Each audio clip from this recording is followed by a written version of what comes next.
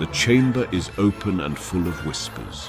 What if the Sorting Hat had made a different choice on September 1st, 1991?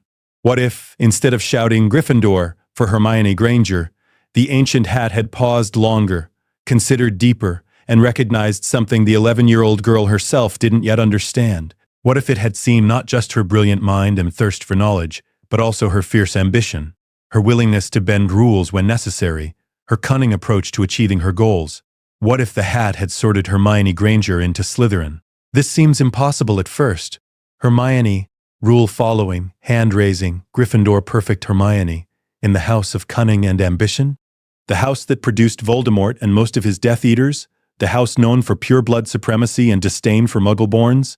But consider what the Sorting Hat actually said in canon. It deliberated. It saw Ravenclaw as a possibility. Hermione's intelligence was undeniable. But it also saw something else. Drive. Determination. A girl who'd read every textbook before school started, not just from love of learning but from desperate need to prove herself.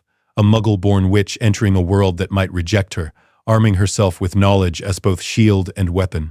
That's not just intelligence. That's ambition. That's cunning. That's Slytherin.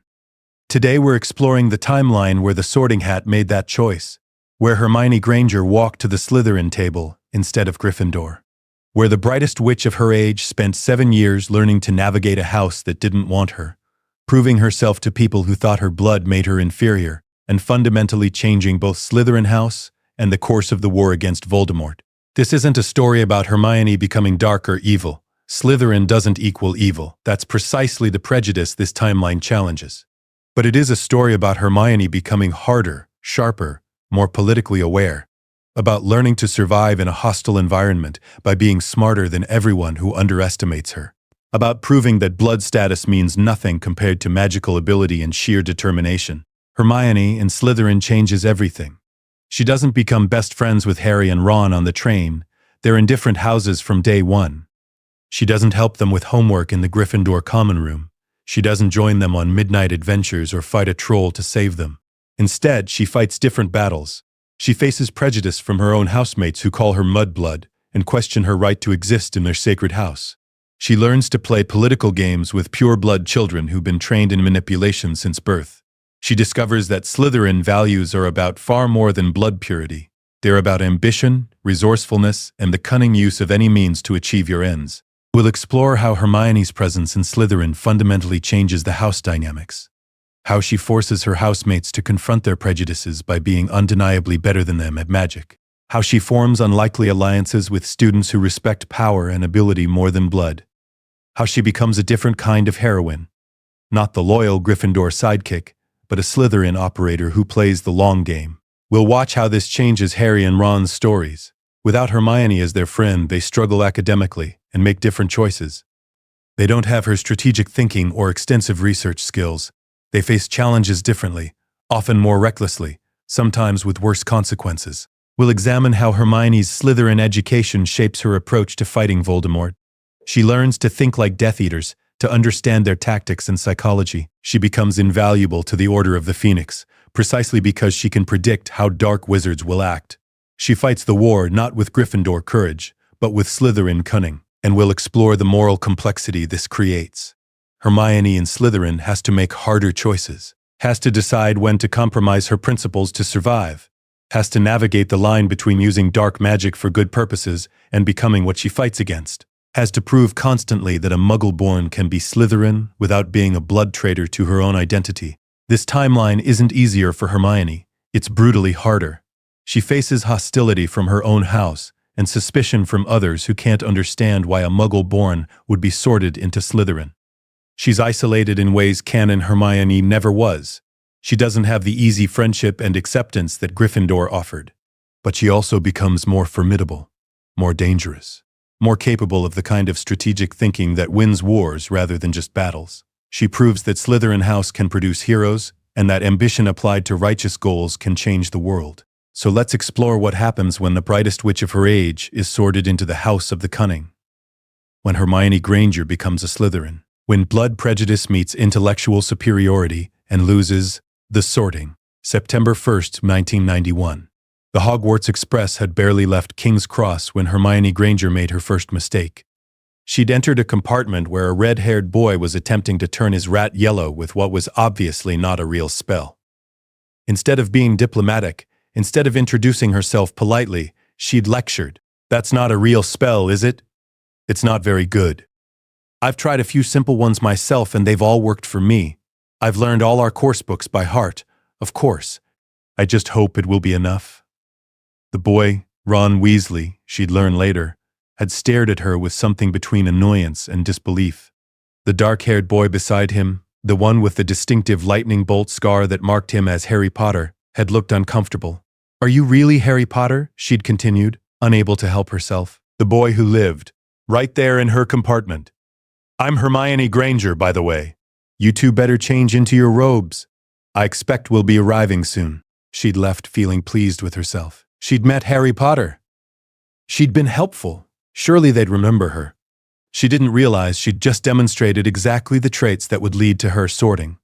The Great Hall was everything the books had promised. Enchanted ceiling, showing the night sky, floating candles, 4 long house tables filled with students. Hermione stood with the other first years, heart hammering with a mixture of excitement and terror. The Sorting Hat song mentioned the 4 houses and their qualities. Gryffindor for the brave, Ravenclaw for the clever, Hufflepuff for the loyal and hardworking, Slytherin for the cunning and ambitious. Hermione knew she was clever. Ravenclaw seemed obvious. Perhaps Gryffindor. She'd been brave enough to practice magic despite being Muggle-born, brave enough to enter a world that was completely foreign.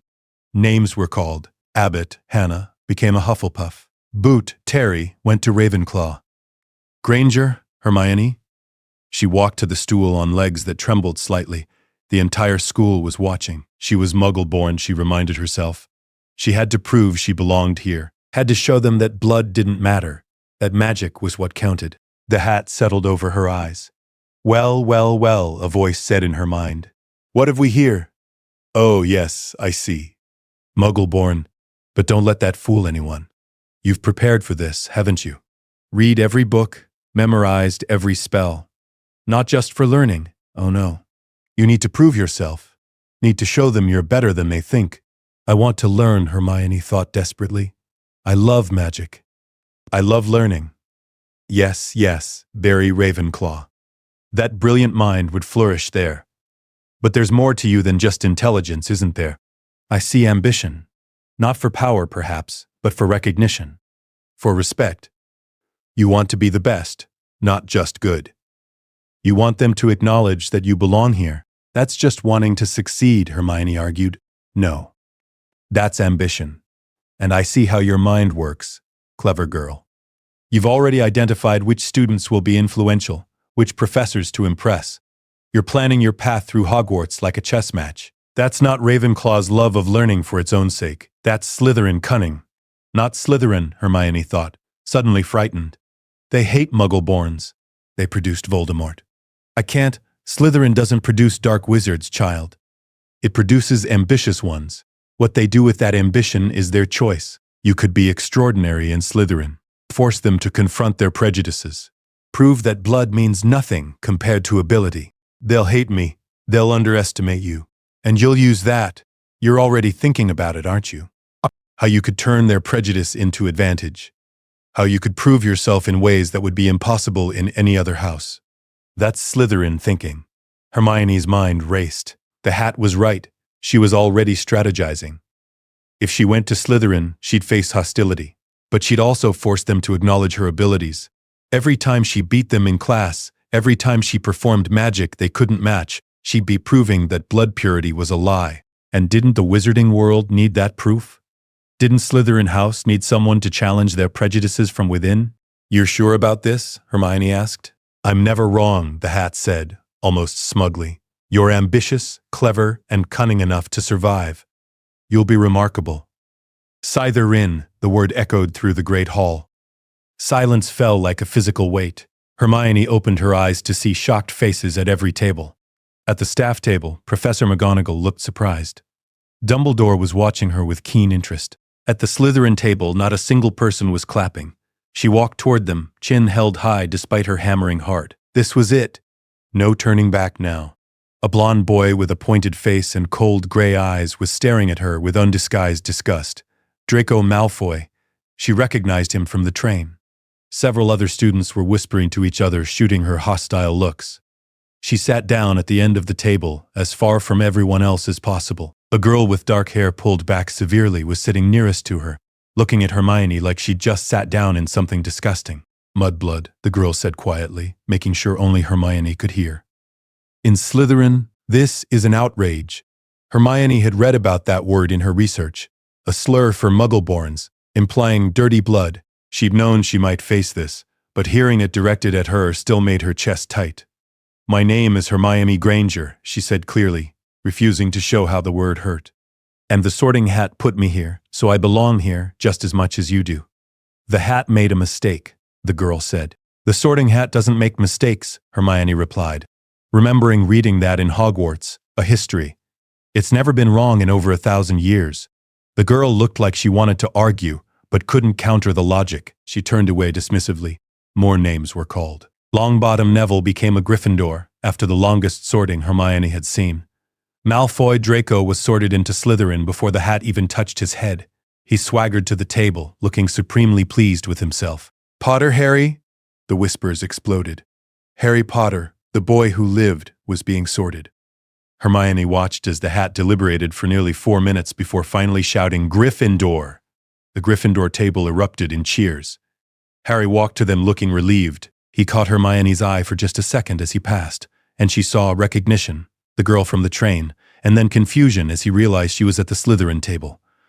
Weasley Ronald was sorted quickly to Gryffindor. He joined Harry with a wide grin, not even glancing at the Slytherin table. The feast appeared, and Hermione tried to eat despite having no appetite. Students around her were talking among themselves, deliberately excluding her. She caught snippets of conversation, talk of pure-blood families, of summer holidays at magical estates, of parents who'd been Death Eaters and the unfairness of their imprisonment. First mudblood Slytherin in decades, someone muttered behind her. It's shameful. The hat must be broken, another voice agreed. Hermione focused on her plate and planned. She was here now. She'd prove she belonged. She'd be so good at magic that they'd have to acknowledge her. She'd show them that blood meant nothing. She was a Slytherin now. Time to start thinking like one. After the feast, a tall boy with a prefect badge led the first-year Slytherins down to the dungeons. The common room was beneath the lake, with greenish light filtering through the windows and a cold, damp atmosphere that made Hermione shiver. Girls' dormitories to the left, boys to the right, the prefect announced. Common room rules: no interfering with other students' belongings, no destroying house property, and no bringing shame on Slytherin House. We value cunning, ambition, and resourcefulness. We also value pure-blood heritage and proper wizarding behavior. He looked directly at Hermione when he said this last part. She found the first-year girls' dormitory and discovered she was sharing with 3 others, Pansy Parkinson, Millicent Bulstrode, and Daphne Greengrass. All 3 were pure-bloods from old magical families. All 3 looked at her with varying degrees of hostility and disdain. I'm not sharing a room with a mudblood, Pansy said immediately. The sleeping arrangements aren't up to you, Hermione replied, keeping her voice level. I'm here. I'm a Slytherin. Get used to it. We'll see how long that lasts, Millicent said darkly. Hermione unpacked her trunk in silence while the other girls whispered among themselves. She'd brought all her textbooks, several reference volumes she'd bought in Diagon Alley, and even a few Muggle books for comfort. Looking at them now, she realized bringing Muggle books to a Slytherin dormitory might have been a mistake. Sure enough, Pansy noticed. What are those? She demanded, pointing at Pride and Prejudice. Books, Hermione said shortly. Muggle books. In our dormitory. My books. In my space. It's not your space. It's Slytherin space, and you're polluting it with Muggle filth. Hermione took a deep breath, fighting down anger. She couldn't afford to lose her temper on the first night. She needed to be smart about this. These books are mine, she said carefully. They're staying with my belongings. If you touch them, I'll report you to Professor Snape for theft. I believe Slytherins value personal property rights. It was a gamble, but it worked. Pansy's eyes narrowed, but she didn't push further. Slytherins did value ownership and the rules that protected it, even when they hated who owned something. That night, lying in a 4-poster bed with green silk hangings, Hermione heard whispers from the other beds. They were talking about her, making plans to make her life miserable, discussing how to get her transferred to another house or expelled entirely. She stared at the stone ceiling and reminded herself why she was here. The Sorting Hat had seen something in her. Ambition, cunning, the ability to survive this. She would prove it right. She was Hermione Granger, Muggle-born Slytherin, and she was going to show them all exactly what that meant. First year, survival and strategy classes started the next morning, and Hermione quickly learned that being a Slytherin changed everything about the Hogwarts experience. In Transfiguration, Professor McGonagall paired students from different houses. Hermione ended up working with a Hufflepuff girl named Susan Bones, who looked nervous but not hostile. "I'm Hermione," she offered. "Susan," the girl replied carefully. "You're the Slytherin." "I'm a Slytherin, yes. Sorry, I just meant everyone's talking about it. A Muggle-born in Slytherin. The hat sorted me there," Hermione said firmly. "I belong there." McGonagall's lecture on turning matches into needles was fascinating. Hermione took meticulous notes, raising her hand for every question. She noticed McGonagall's slight surprise each time. Was the professor expecting less from a Slytherin? Or from a Muggle-born? When they practiced the spell, Hermione achieved a perfect silver needle on her third attempt. Only one other student managed it, Harry Potter, at the Gryffindor table, who looked just as surprised as she felt. "Excellent work, Miss Granger," McGonagall said, examining her needle. 5 points to Slytherin." The praise felt hollow. She'd earned points for her house, but she knew the other Slytherins wouldn't appreciate them coming from her. Charms was different. Professor Flitwick was delighted by Hermione's enthusiasm and perfect execution of the levitation charm. But when she earned another 5 points for Slytherin, Draco Malfoy made a show of rolling his eyes. "Trying to buy our acceptance, Granger?" he drawled after class. "Earning points won't make you one of us." "I don't want to buy anything," Hermione replied coldly. "I want to learn magic. If that earns points, so be it." "Mudblood points don't count," Pansy added, appearing beside Draco. "We'll just lose them through your incompetence eventually." Hermione ignored them and headed to her next class. She was learning quickly that responding to every insult was exhausting and pointless. Better to save her energy for things that mattered. The real test came with potions. Professor Snape swept into the dungeon classroom in billowing black robes, immediately commanding attention. He gave a speech about the subtle art of potion making, his dark eyes scanning the students. When he reached Hermione, he paused. "Our first Muggle-born Slytherin in recent memory. Tell me, what would I get if I added powdered root of asphodel to an infusion of wormwood?" Hermione's heart leaped. She knew this. She'd read ahead in the textbook. "The draught of living death, sir." "A powerful sleeping potion." Snape's eyebrow raised slightly. "Correct. And where would you look if I told you to find me a bezoar?" "In the stomach of a goat, sir. It's a stone that can cure most poisons." "What is the difference between monkshood and wolfsbane?" "They're the same plant, sir. Also called aconite." Snape stared at her for a long moment. Then, "It appears you've actually read your textbook, Miss Granger. 5 points to Slytherin for adequate preparation." It was grudging praise at best, but it was more than he'd given anyone else. Hermione felt a small surge of satisfaction. The satisfaction died when she returned to the Slytherin common room that evening. A group of older students were waiting, led by a 6th-year boy with a cruel smile. "Granger," he said. "I'm Marcus Flint, 6th year. We need to have a conversation about house loyalty." Hermione's stomach clenched. "What about it?" "You're earning points for Slytherin," Flint said. "That's good, but you're also a mudblood in our house, which is bad. So here's how this works. You earn points, you keep your head down, you don't embarrass us, and we don't make your life more miserable than it already is. Try to act like you fit in, stop showing off in class, and maybe we'll tolerate your presence." "I'm not showing off," Hermione protested. "I'm answering questions.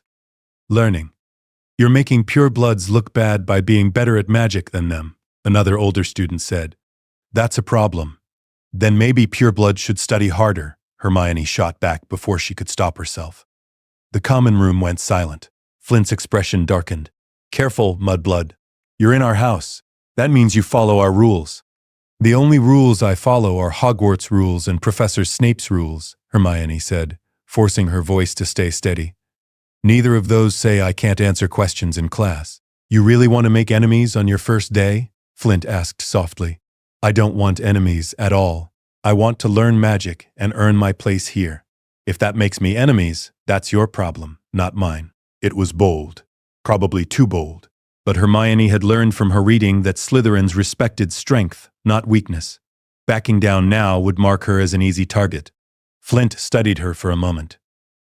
Then he laughed, not a kind laugh, but not entirely hostile either. "You've got nerve, Granger. That's Slytherin, at least. Fine. Keep answering your questions. But don't expect us to celebrate your success." He walked away, and the other students dispersed. Hermione released a breath she hadn't known she was holding. "That was stupid," a voice said beside her. Hermione turned to find a tall girl with dark hair and sharp features watching her. She was older, 3rd or 4th year, Hermione guessed. "Challenging Flint like that," the girl continued. "Stupid and brave. I'm Gemma Farley, 4th year. Prefect." "Hermione Granger," Hermione said unnecessarily. "I know who you are. Everyone knows who you are." "The mudblood Slytherin?" Gemma's tone wasn't cruel, just matter of fact. "Look, you're going to have a hard time here. Most of these students have been raised to believe blood purity is everything. You being here, being good at magic, it threatens their entire worldview." "I can't change who I am," Hermione said. "I'm not asking you to. I'm warning you that you need to be smarter about how you operate. You can't fight everyone all the time. Pick your battles. Make allies where you can. And for Merlin's sake, don't antagonize the older students." "You're talking to me," Hermione pointed out. "Helping me, even." "I'm ambitious, not stupid," Gemma said. "You're brilliant. Snape doesn't compliment first years. That means you might be useful someday. I'm investing in future potential." It was the most Slytherin thing Hermione had heard yet, but also, paradoxically, the most helpful. "Thank you," Hermione said carefully. "Don't thank me. Just survive." "And Granger? That thing you said about Slytherins studying harder, that was perfect. Insulting while technically correct. Keep that up and you might actually make it here." Gemma walked away, leaving Hermione standing alone in the common room. The weeks that followed established a pattern. Hermione excelled in every class, earning points for Slytherin and resentment from her housemates. She spent breaks in the library, where she could escape the hostile common room and actually study in peace. She observed Harry Potter and Ron Weasley from a distance. They'd become friends quickly, joining the Gryffindors in their easy camaraderie. They laughed together, ate together, looked relaxed in a way Hermione envied. She was always alone, always on guard, always proving herself. In late October, she overheard Draco Malfoy talking to Pansy in the common room. "The mudblood thinks she's better than us," Draco was saying. "Just because she can turn a match into a needle and brew a simple potion. My father says it's an outrage that she's in our house. Someone should teach her a lesson," Pansy replied. "Show her what happens to mudbloods who get above their station." Hermione's hands clenched into fists, but she said nothing, did nothing. Reacting would only make things worse. The next day, in defense against the dark arts, Professor Quirrell assigned them to practice basic defensive shields. Hermione partnered with Theodore Nott, a quiet, pure-blood boy who generally ignored her rather than actively bullying her. "Shields up," Quirrell stuttered. "Practice the spell." Hermione cast her shield perfectly. Theodore's was weaker, flickering at the edges. "Your stance is wrong," Hermione said quietly. "Feet shoulder-width apart, wand at a 45-degree angle. Like this." She demonstrated. Theodore watched, then adjusted his position. His next shield was noticeably stronger. "Thanks," he muttered, surprised. "You're welcome." It was a small moment, but it mattered. Theodore Nott wasn't friendly after that, but he wasn't hostile either. He nodded to her in the corridors sometimes. Didn't join in when others called her mudblood. One ally. Small, uncertain, but real. Hermione catalogued it carefully in her mind. This was how she'd survive Slytherin. Not through confrontation, but through strategic relationship building, proving her worth, one interaction at a time. Halloween brought the troll incident, but it unfolded differently without Hermione and Gryffindor. She was at the Slytherin table when Quirrell burst into the Great Hall screaming about a troll in the dungeons. The Slytherin common room was in the dungeons. Panic erupted. Professor Snape immediately took charge, directing prefects to evacuate Slytherin students to a safe location. Hermione followed the crowd, her mind racing. A troll in the dungeons meant something had gone seriously wrong. Trolls didn't just wander into Hogwarts. Later, she heard about Harry and Ron saving Hermione. No, saving a different girl. Saving someone from Gryffindor? No, that didn't make sense in this timeline. She pieced together the story from overheard conversations. Harry and Ron had fought a troll in the girls' bathroom to save a Gryffindor first year named Lavender Brown who'd been crying there after overhearing cruel comments. They'd knocked it out with its own club and were being hailed as heroes. Hermione felt a strange pang. In another life, maybe that could have been her they'd saved. Maybe she'd have become friends with them, joined their adventures. But she was Slytherin now. She had her own path. In November, first-year flying lessons began. Hermione was nervous. She'd read about flying but never actually done it. The Slytherin first years assembled on the grounds with the Gryffindors. "Mount your brooms," Madame Hooch instructed. Hermione's broom rose to her hand jerkily. Across from her, Harry's broom jumped to his hand immediately. Natural talent, obviously. When Neville Longbottom's broom rocketed into the air with him clinging desperately, Hermione watched in horror as he fell and broke his wrist. Hooch took him to the hospital wing with strict orders that no one fly while she was gone. Draco Malfoy immediately grabbed the remember-all Neville had dropped. "Look at this," Draco laughed, mounting his broom. Maybe if Longbottom had this, he'd remember to keep his fat arse on the ground. Harry confronted him. "Come get it, Potter." What followed was impressive. Flying from both boys, Draco taunting, Harry pursuing, both showing natural talent. When Harry caught the remember-all in a spectacular dive, Professor McGonagall appeared and whisked him away. Later, Hermione heard he'd been made Gryffindor Seeker, despite being a first year. More evidence of his special treatment, the Slytherins said. More proof that Dumbledore favored Gryffindor. Hermione said nothing, but privately she thought the complaints were sour grapes. Harry had talent. He'd earned his position. That thought, defending a Gryffindor in her own mind, made her realize something important. Just because she was Slytherin didn't mean she had to adopt all their prejudices. She could be cunning and ambitious while still being fair. That was her path forward.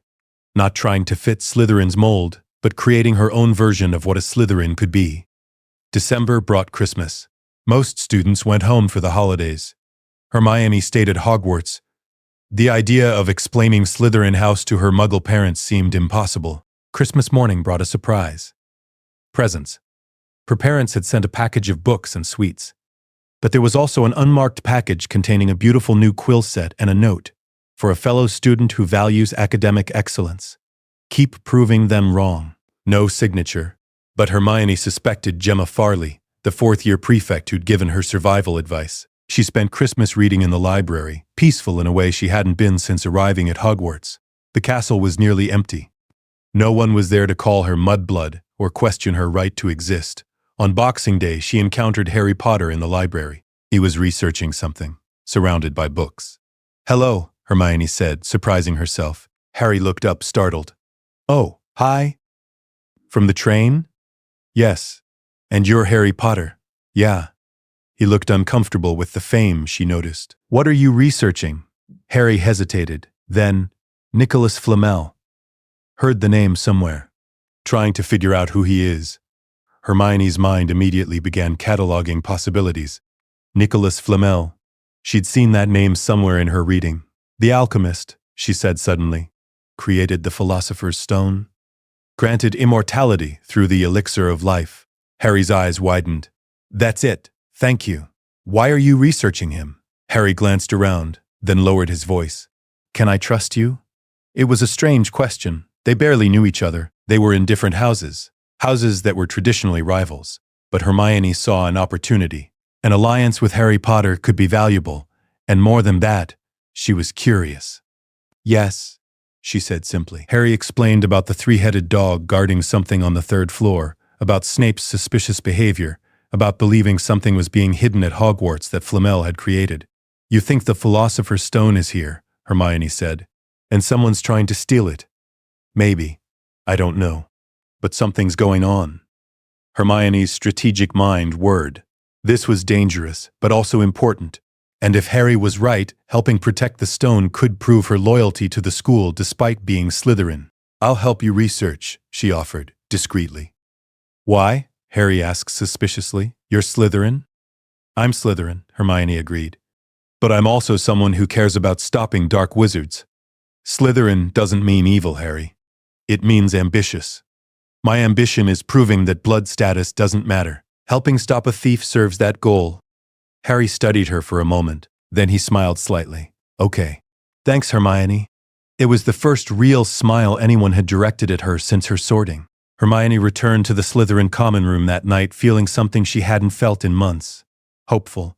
She was making her own path, building her own alliances, proving that a Muggle-born Slytherin could be valuable, could be trusted, could be powerful. And when danger came, because it would come, Hermione was certain of that. She'd be ready to prove exactly what she was capable of. The stone plot developed throughout the winter term. Hermione met with Harry and Ron, reluctantly accepted by Ron after Harry vouched for her, in secret corners of the library. The Gryffindor boys were suspicious at first, especially Ron, who couldn't understand why a Slytherin would help them. She could be spying for Snape, Ron muttered during their second meeting. If I were spying for Professor Snape, I'd hardly be researching how to stop a theft he's supposedly committing, Hermione pointed out logically. Maybe that's what you want us to think. Ron, think about it. I'm Muggle-born in Slytherin House. I'm already fighting an uphill battle for basic acceptance. Why would I risk that by betraying my head of house unless I genuinely believed he was doing something wrong? Ron didn't have a good answer to that. He remained wary, but he stopped openly accusing her of treachery. Their research revealed that the stone was protected by multiple enchantments created by different professors. Hermione contributed crucial insights. She recognized Snape's potions challenge from her advanced reading, identified that Fluffy the three-headed dog could be lulled to sleep with music, deduced that Sprout's devil snare would release them if they stayed calm. How do you know all this? Harry asked, impressed despite himself. I read, Hermione said simply. Everything I can find. Knowledge is power, especially when you're fighting to prove you belong somewhere. Late one night in March, Hermione returned to the Slytherin common room to find Draco Malfoy holding court near the fireplace. My father says the Mudblood's been spending time with Potter and Weasley, Draco announced, clearly for her benefit. Consorting with blood traitors and half-bloods. Very appropriate company for her kind. Hermione paused in the doorway. Every eye in the common room was on her. She could ignore it. That was usually her strategy. But something about Draco's smug expression made her reconsider. Slytherins respected power. Maybe it was time to demonstrate some. My research partnerships are my own business, Malfoy, Hermione said clearly, unless you'd like to compare our transfiguration marks. I notice you barely managed an acceptable on the last essay while I received an outstanding. Draco's face flushed. Marks don't matter. Of course they do. They're quantifiable proof of magical ability. Or would you prefer to demonstrate practically?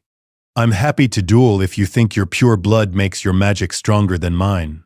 The common room went very quiet.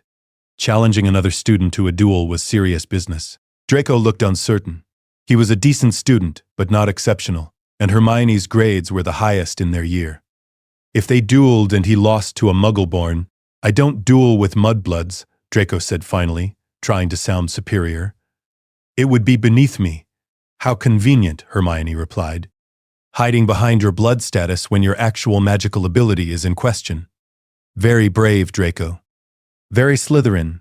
She walked past him to the girls' dormitories, heart pounding but head held high. The next morning, Theodore Nott approached her at breakfast. That was well played, he said quietly. Challenging him to prove his superiority. He couldn't accept without risking public defeat, couldn't refuse without looking cowardly. I'm tired of being called mudblood without consequences, Hermione said. Most people would have hexed him. Hexing him would have gotten me in trouble. Exposing his hypocrisy just made him look foolish. She paused. That's Slytherin, isn't it? Using cunning instead of direct confrontation? Theodore almost smiled. Yes, that's exactly Slytherin. It was validation from an unexpected source. Hermione filed it away carefully. In May, everything came to a head. Harry overheard Quirrell being threatened by Snape. At least, that's what Harry believed. In reality, as Hermione would later learn, Snape had been trying to stop Quirrell from stealing the stone. Harry was convinced that Snape would make his move that night. He told Hermione and Ron his suspicions during their library meeting. We have to stop him, Harry said. We have to get to the stone first. This is mad, Ron said. We're first years, we should tell Dumbledore. Dumbledore's gone to London. McGonagall won't believe us. Hermione's strategic mind analyzed the situation rapidly. Harry was probably wrong about Snape being the thief. She'd been watching their head of house carefully, and he seemed more concerned about protecting the stone than stealing it. But someone was clearly after it, and if Harry was right about the attempt happening tonight— "I'll help," Hermione said. "But we need a plan beyond just rushing in." They made their plans. That night, after curfew, Hermione slipped out of the Slytherin dormitories. Getting past the fat lady to meet Harry and Ron in Gryffindor Tower would be impossible, so they'd arranged to meet near the third-floor corridor. Harry and Ron were already there, with Neville Longbottom, who'd tried to stop them and gotten tangled in the operation. "You came," Harry said, sounding relieved. "I said I would." Hermione pulled out her wand. "Ready?" They made it past Fluffy. Ron's attempt at playing the flute was terrible, but it worked. They dropped through the trapdoor onto the devil's snare. "Stop moving," Hermione ordered as the plant began to tighten. "It constricts when you struggle. Relax." Ron and Neville panicked. Harry managed to calm himself. Hermione cast Lumos Solem. The light and heat made the devil's snare recoil, releasing them all. The flying keys were easy for Harry with his seeker skills. The chess set was harder. Ron had to sacrifice himself to let Harry continue. Hermione stayed with Ron and Neville, who'd been knocked out by a rogue chess piece, while Harry went forward alone. "He'll be killed," Ron mumbled, half-conscious. "He's braver than any Gryffindor I know," Hermione said. "He'll survive." She was proven right. Harry returned with the stone, having defeated not Snape but Quirrell, possessed by Voldemort's spirit. He'd stopped the Dark Lord's return through sheer determination and his mother's protective magic. When Dumbledore questioned them in the hospital wing, he looked at Hermione with particular interest. "Miss Granger, a Slytherin helping to protect the stone from theft. That shows considerable courage and character." "It shows self-interest," Hermione corrected carefully. "If Voldemort returned, Muggle-borns like me would be his first targets. Stopping his return serves my survival." "That's very Slytherin reasoning, sir." Dumbledore's eyes twinkled. "Indeed." 20 points to Slytherin for strategic thinking in service of the greater good. The points meant nothing in terms of the House Cup. Gryffindor won easily, but they meant everything to Hermione. Public acknowledgement from Dumbledore that a Slytherin, a Muggle-born Slytherin, had helped save the school. The next morning, whispers followed her through the Great Hall. "Did you hear? Granger helped Potter stop you-know-who. A Slytherin fighting against the Dark Lord. That's not right. Maybe she's not as bad as we thought. She's still a mudblood." But there were other whispers, too. Quieter, but more significant. "She's brilliant, though. Even Snape says so. And she did help stop a theft. That's loyal to Hogwarts." Maybe the hat knew what it was doing. In the Slytherin common room, reactions were mixed. Draco was furious that she'd helped Potter. Pansy called her a traitor to her house. But others— Theodore Nott, Daphne Greengrass, even some of the older students— looked at her with something that might have been respect. "You've made things complicated for yourself," Gemma Farley told her. "Half the house thinks you're a blood traitor. The other half thinks you're interesting." "Which half are you in?" Hermione asked. "The half that thinks you're going to be someone significant someday," Gemma said. "And that being your ally now might prove valuable later." Very Slytherin thinking, Granger. On the train home, Hermione sat in a compartment with Theodore Nott and Daphne Greengrass. Not friends exactly, but no longer enemies either. Through the window, she saw Harry and Ron laughing with other Gryffindors. She felt a pang of what might have been. In another life she'd have been with them. Would have had that easy friendship and belonging. But she was Slytherin now.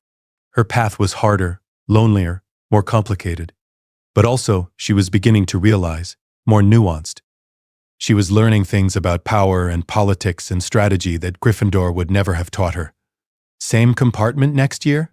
Daphne asked, surprising Hermione. "If you want," Hermione said carefully. "You're odd for a Slytherin," Daphne said. "But you're brilliant at magic, and you helped save the school. That's worth something." It was the closest thing to friendship Hermione had received from a housemate all year. She'd survived her first year. She'd proven herself capable. She'd made tentative allies and earned grudging respect from some quarters. Next year would bring new challenges, but Hermione Granger, Slytherin, was ready for them. Second year, the Chamber of Secrets summer. With her parents was strange. They asked excited questions about Hogwarts. What were her classes like? Had she made friends? Was magic as wonderful as the books suggested? Hermione answered carefully, editing out the parts about constant bullying and being called mudblood and living in a house where half the students wished she didn't exist. "I'm learning a lot," she said. "The professors are excellent. The library is amazing." "And friends?" her mother pressed. "Have you made any friends?" Hermione thought of Theodore and Daphne, of her complicated alliance with Harry Potter, of Gemma Farley's pragmatic mentorship. "Some," she said. "It's complicated." "House rivalries?" her father guessed. He'd read Hogwarts, a history too, trying to understand his daughter's new world. Something like that. She spent the summer reading every book she could find about pure-blood culture and wizarding politics. If she was going to survive in Slytherin, she needed to understand how these families thought, what they valued, what motivated them. She also read about the Chamber of Secrets, a legendary chamber built by Salazar Slytherin, supposedly containing a monster that would purge Hogwarts of Muggle-borns. The book she found was old and dramatic, clearly exaggerating for effect, but the core idea disturbed her. Slytherin himself had hated Muggle-borns enough to create a weapon against them. And she'd been sorted into his house. September 1st found her on platform 9 3/4, dreading the return to Hogwarts. The summer reprieve from constant vigilance had been nice. Going back to being the mudblood Slytherin felt like returning to a battlefield. On the train, she shared a compartment with Theodore and Daphne again. Also joining them was Blaise Zabini, a quiet boy who'd mostly ignored Hermione first year. "Heard you helped Potter stop a thief last year," Blaise said, studying her. "Interesting choice for a Slytherin." "Stopping someone from reviving the Dark Lord served my interests," Hermione replied, using the same logic she'd given Dumbledore. "Slytherins are meant to be self-interested. I was acting to protect myself." "Clever rationalization," Blaise said. "But we all know you did it because it was right, not just because it served you. Does it matter? The result was the same." "It matters," Daphne interjected. "Because motives tell us who you really are. You can justify it with Slytherin logic all you want, Granger, but you helped save the school because you're decent. That's not very Slytherin." "Maybe Slytherin needs more decent people," Hermione said. The compartment fell silent. It was a radical statement that Slytherin House itself needed to change, not just accept her presence. "You're either very brave or very stupid," Theodore said finally. "Why not both?" Hermione replied. Back at Hogwarts, the sorting occurred. New first years, looking terrified. Hermione watched, remembering her own sorting. The moment the hat had said Slytherin and her entire trajectory had changed. The feast was interrupted by a new professor, Gilderoy Lockhart, all teeth and hair and books about his supposed heroic adventures. He was teaching defense against the dark arts, and within 5 minutes of meeting him, Hermione could tell he was a fraud. She'd read his books critically over the summer, and the writing was terrible, full of logical inconsistencies and implausible scenarios. No one could have actually done all the things Lockhart claimed. "What do you think of him?" she asked Theodore as they walked to the dungeons after the feast. "He's an idiot," Theodore said bluntly, "but a useful idiot. If the defense position is cursed like people say, better it claims him than someone competent." Hermione filed that away. The defense against the dark arts position was allegedly cursed. She'd have to research that. Classes began smoothly. Hermione was even more advanced than last year, having studied extensively over the summer. She earned points for Slytherin in every class, and while some housemates still resented her, others were beginning to accept that having the smartest student in their year was actually useful for house rankings. Then, in October, the attacks began. Mrs. Did Brilliant, Norris Filch's cat, was found petrified. On the wall, written in blood, "The Chamber of Secrets has been opened. Enemies of the air, beware." Hermione's blood ran cold reading those words. The Chamber of Secrets. She'd read about it. Salazar Slytherin's weapon against Muggle-borns. And now it had been opened. She was, very clearly, an enemy of the air. The school erupted in gossip and fear. Slytherins were gleeful, talking about how the air would purge the school of mudbloods and half-bloods. Muggle-borns were terrified. The other houses looked at Slytherins with suspicion and anger. Hermione sat in the common room that night, listening to her housemates celebrate, and felt sick. "Finally," Pansy was saying, "the air will restore Slytherin's vision. Pure bloods only. The way it should be." "Think who it could be," Draco added. "Someone pureblood, obviously. Someone powerful. Someone worthy of Slytherin's legacy." Their eyes drifted to Hermione. She kept her expression neutral, but internally she was calculating escape routes, defensive spells, ways to protect herself if the attacks escalated. "You're very quiet, Granger," Draco said, approaching her. "Scared?" "Should I be?" Hermione asked evenly. "You're Muggle-born, an enemy of the air. I'd be terrified if I were you. Fortunately, terror doesn't accomplish anything useful. Preparation does." She left the common room and headed to the library, mind racing. She needed to research the chamber, its location, the monster it contained, how to defend against it. She needed to be ready. In the library, she encountered Harry and Ron again. "Hermione," Harry said, surprised. "Are you okay?" "The chamber." "I'm fine," she said curtly. "I need to research the Chamber of Secrets. Want to help?" They researched together, pooling knowledge.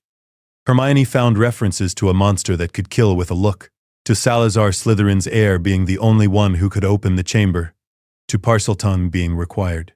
The attacks continued. Colin Creevey was petrified, then Justin Finch-Fletchley and nearly headless Nick. The school descended into panic. Muggle-borns started traveling in groups, never alone. Some withdrew from school entirely, their parents too frightened to risk their safety. Hermione refused to be driven out. This was her school too. The chamber didn't change that, but the pressure in Slytherin House increased dramatically. Students openly discussed which Muggle-borns would be attacked next. They made bets on when Hermione would be found petrified. "You should leave," Gemma Farley told her bluntly. "Go home. It's not safe for you here." "Leaving would be admitting they've won," Hermione said. "That Slytherin House belongs only to pure bloods. I won't give them that satisfaction. Your pride might get you killed." "My pride is all I have. Without it, I'm just another Muggle-born being pushed out of the magical world.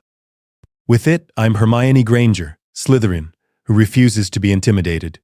In early December, a dueling club was started by Lockhart, ostensibly to teach students to defend themselves. Hermione attended, knowing she needed any defensive training she could get. The first meeting was a disaster. Lockhart was useless. Snape stepped in to demonstrate proper dueling technique. Then students were paired off to practice. Hermione was paired with Millicent Bulstrode, her housemate who'd hated her since day one. "Try not to embarrass yourself, Mudblood," Millicent muttered. They bowed. Millicent immediately cast Rictus Empra, a tickling charm that could incapacitate. Hermione blocked it with Protego and countered with Expelliarmus. Millicent's wand flew from her hand. The watching students murmured in surprise. "Lucky shot," Millicent growled, retrieving her wand. They went again. This time Millicent tried Tarantellegra, the dancing feet spell. Hermione dodged.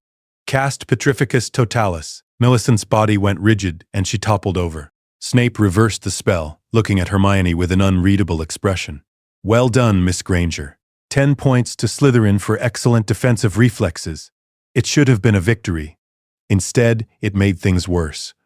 Hermione had publicly humiliated a pure-blood Slytherin. Millicent's friends rallied around her, and the hostility intensified. That night, Hermione found her belongings destroyed. Books torn apart, clothes shredded, everything she owned ruined.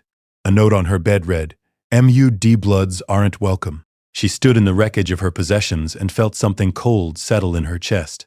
Not fear, not sadness. Determination. She went to Professor Snape's office and knocked firmly.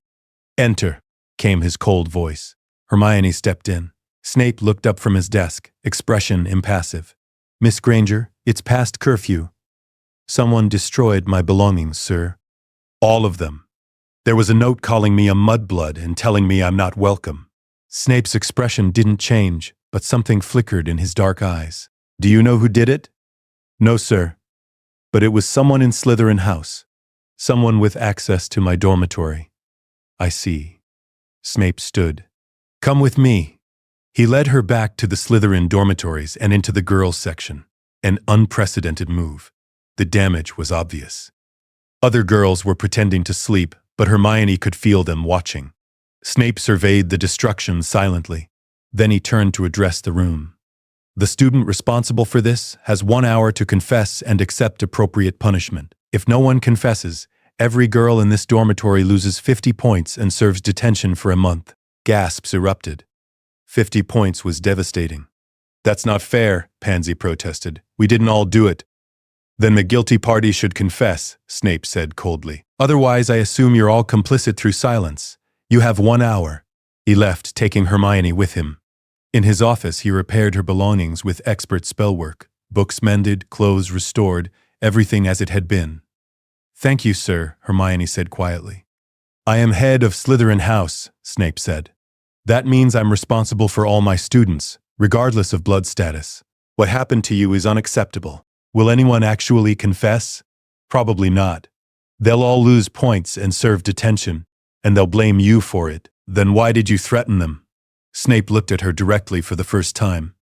Because you are a Slytherin, Miss Granger. You were sorted into my house. That means you're under my protection, whether your housemates like it or not. And because someone needs to teach them that cunning and ambition don't require blood purity. It was the most supportive thing any professor had said to her since arriving at Hogwarts. I'm trying to prove that, sir, Hermione said. That's why I won't leave. Even though the heir is targeting Muggle-borns, I refuse to let them win. Also potentially fatal. Snape's expression was stern. The monster in the chamber is dangerous, Miss Granger. Your courage may be Slytherin, but your survival instincts need work. What is the monster, sir? Snape hesitated. Then, I don't know, but I'm researching it, as should you, carefully. And Miss Granger, if you discover anything significant about the chamber, you will tell me immediately. That's not a request. Yes, sir. Hermione left his office with her repaired belongings and a new understanding. Snape was protecting her, in his way. He wouldn't coddle her or show favoritism, but he wouldn't allow her to be destroyed either. In January, she finally made the connection. The attacks had all occurred near water. The voices Harry had been hearing, voices in the walls that no one else could hear, suggested something moving through pipes. The victims had all been petrified, not killed, suggesting they'd seen something indirectly. A basilisk. The monster was a basilisk, and it was moving through the plumbing. Hermione researched frantically, pulling together evidence. But before she could share her discovery with Harry or Snape, the basilisk found her. She'd been walking alone to the library. A calculated risk, but she'd thought the corridor was safe. She saw the basilisk's reflection in her hand mirror and had just enough time to register what it was before everything went dark. Petrified. She woke in the hospital wing weeks later to find Madame Pomfrey hovering anxiously and Professor McGonagall and Snape standing nearby. Miss Granger, McGonagall said with evident relief. Thank goodness. How do you feel? Petrified, Hermione managed, then realized that was the wrong tense, was petrified. What happened? The Chamber of Secrets was opened, Snape said. The monster was a basilisk, as you'd apparently deduced based on the book you were carrying and the notes found in your hand. Mr. Potter and Mr. Weasley discovered the chamber's location, destroyed the basilisk, and stopped the person who'd opened it. Who opened it? Ginny Weasley, possessed by a diary containing a fragment of the Dark Lord's soul. She's recovering now. Hermione processed this information. A basilisk. Destroyed. The chamber. Closed. She'd been right about the monster, but had fallen victim to it anyway. How long was I petrified? 6 weeks, McGonagall said gently. Your parents were notified. They've been desperately worried. 6 weeks. Hermione had lost 6 weeks, frozen in stone, helpless. Did anyone? She hesitated. Did anyone from my house visit me? McGonagall's expression softened with something like pity. Professor Snape visited daily, and Miss Greengrass came once, though she left quickly. One housemate. Out of an entire house, one person had bothered to visit.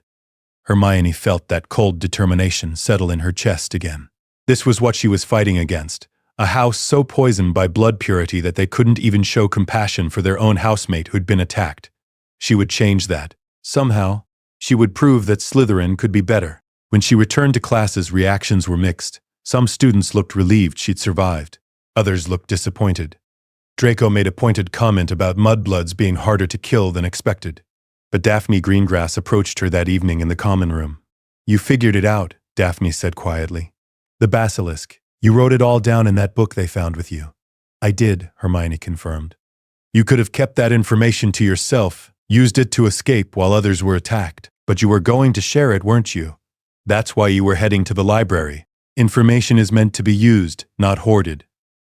That's not very Slytherin, Daphne pointed out. Maybe Slytherin needs to redefine itself, Hermione said. Daphne studied her for a moment. Then, surprisingly, she smiled slightly. You really believe that, don't you? That you can change an entire house's culture through sheer stubborn brilliance? I have to believe it, Hermione said. Otherwise, what's the point of being here?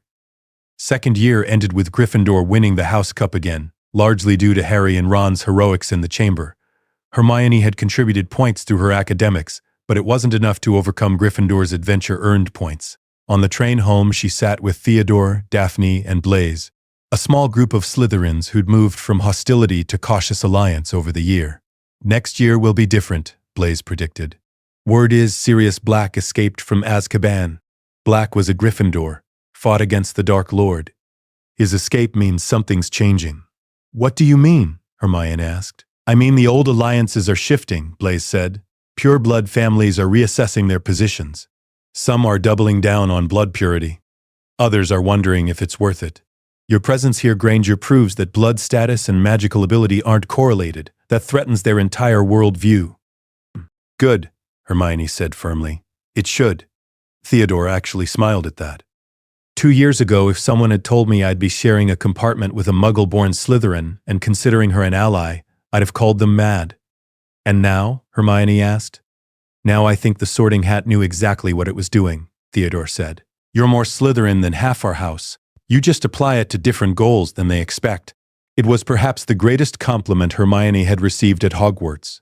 She was Slytherin, not despite being Muggle-born, but in addition to it.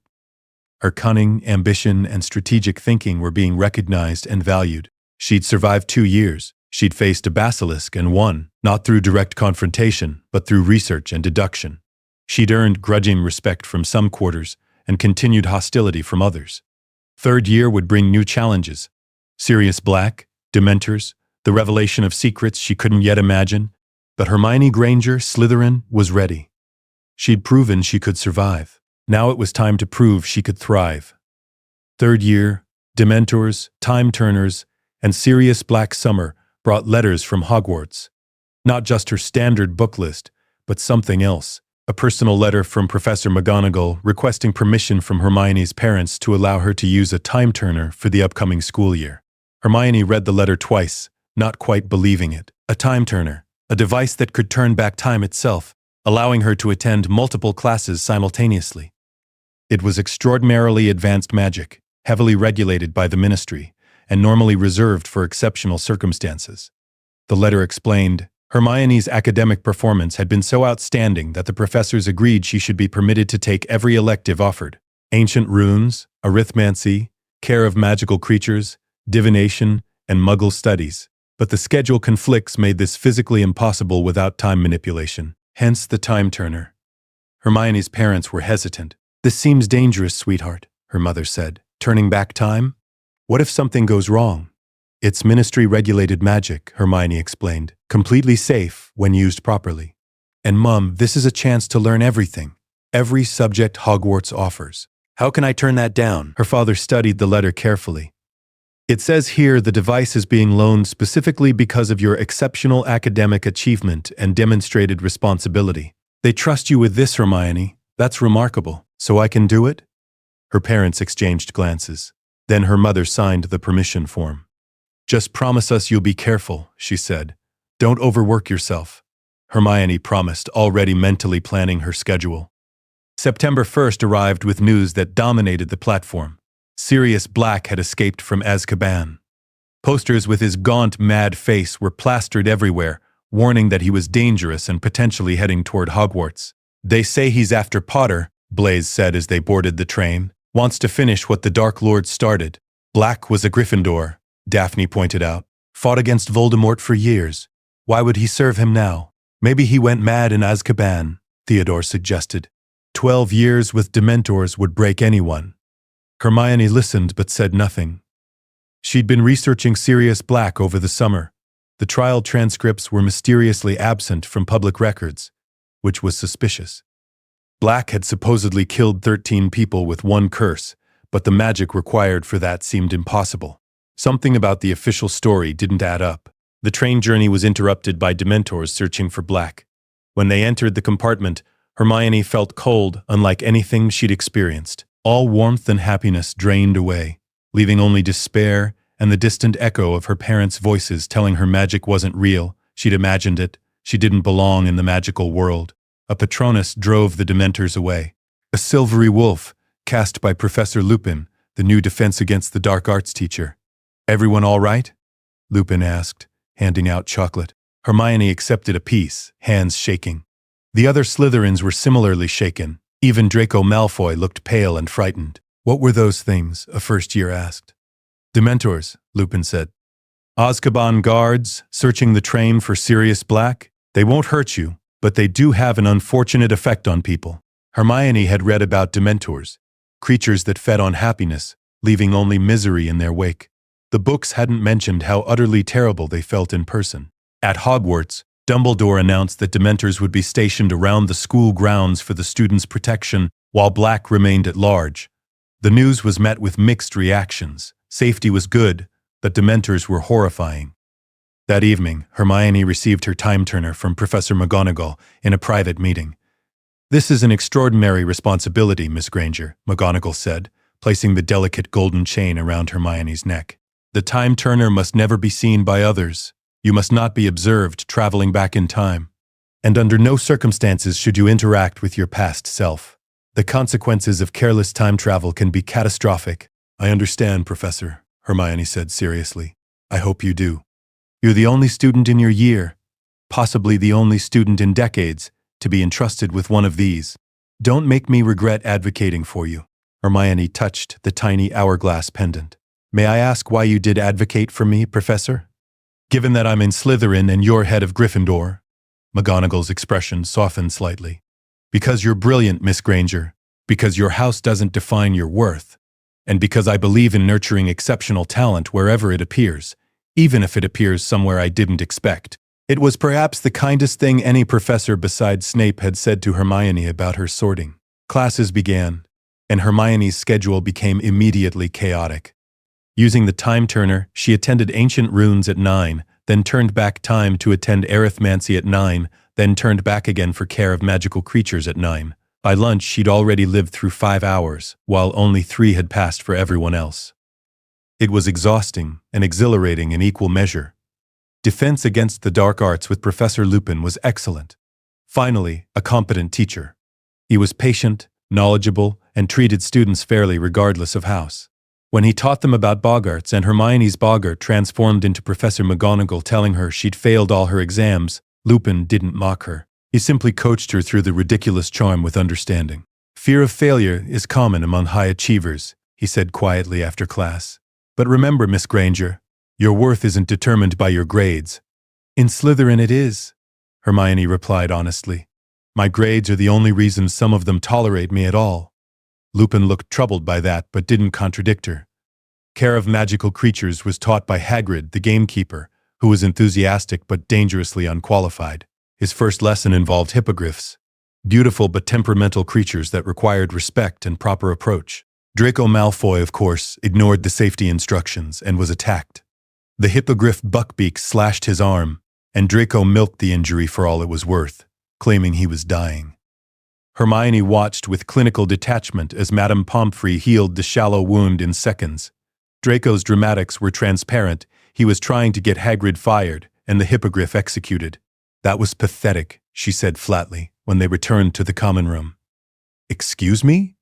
Draco rounded on her. "You insulted a dangerous creature against explicit instructions, got exactly what you deserved, and now you're playing victim to destroy Hagrid's career. It's manipulative, but it's also obvious. You're better than this." "Better than what?" "Better than getting revenge on a half-breed who endangered students. Better than using your father's influence and your own victim complex to ruin someone's life over a minor injury." "That's not cunning, Draco. That's just petty." The common room went quiet. Hermione had just challenged Draco Malfoy publicly again. And this time, she'd called out his cowardice. "My father will hear about this," Draco said, his usual threat. "I'm sure he will," Hermione replied. "I'm sure he'll be very proud that his son cried about a scratch, while a Muggle-born Slytherin told him the truth he didn't want to hear." She walked away before Draco could respond. Heart pounding. That had been risky. Very risky. But she was tired of Draco's entitled behavior and his constant weaponization of his father's influence. Later, Daphne approached her. That was either brilliantly Slytherin or suicidally stupid. Which do you think it was? Both.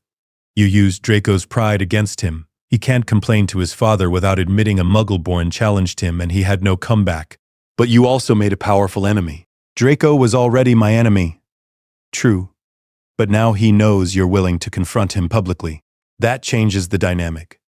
Hermione had realized this. She was shifting from defensive survival to active challenge.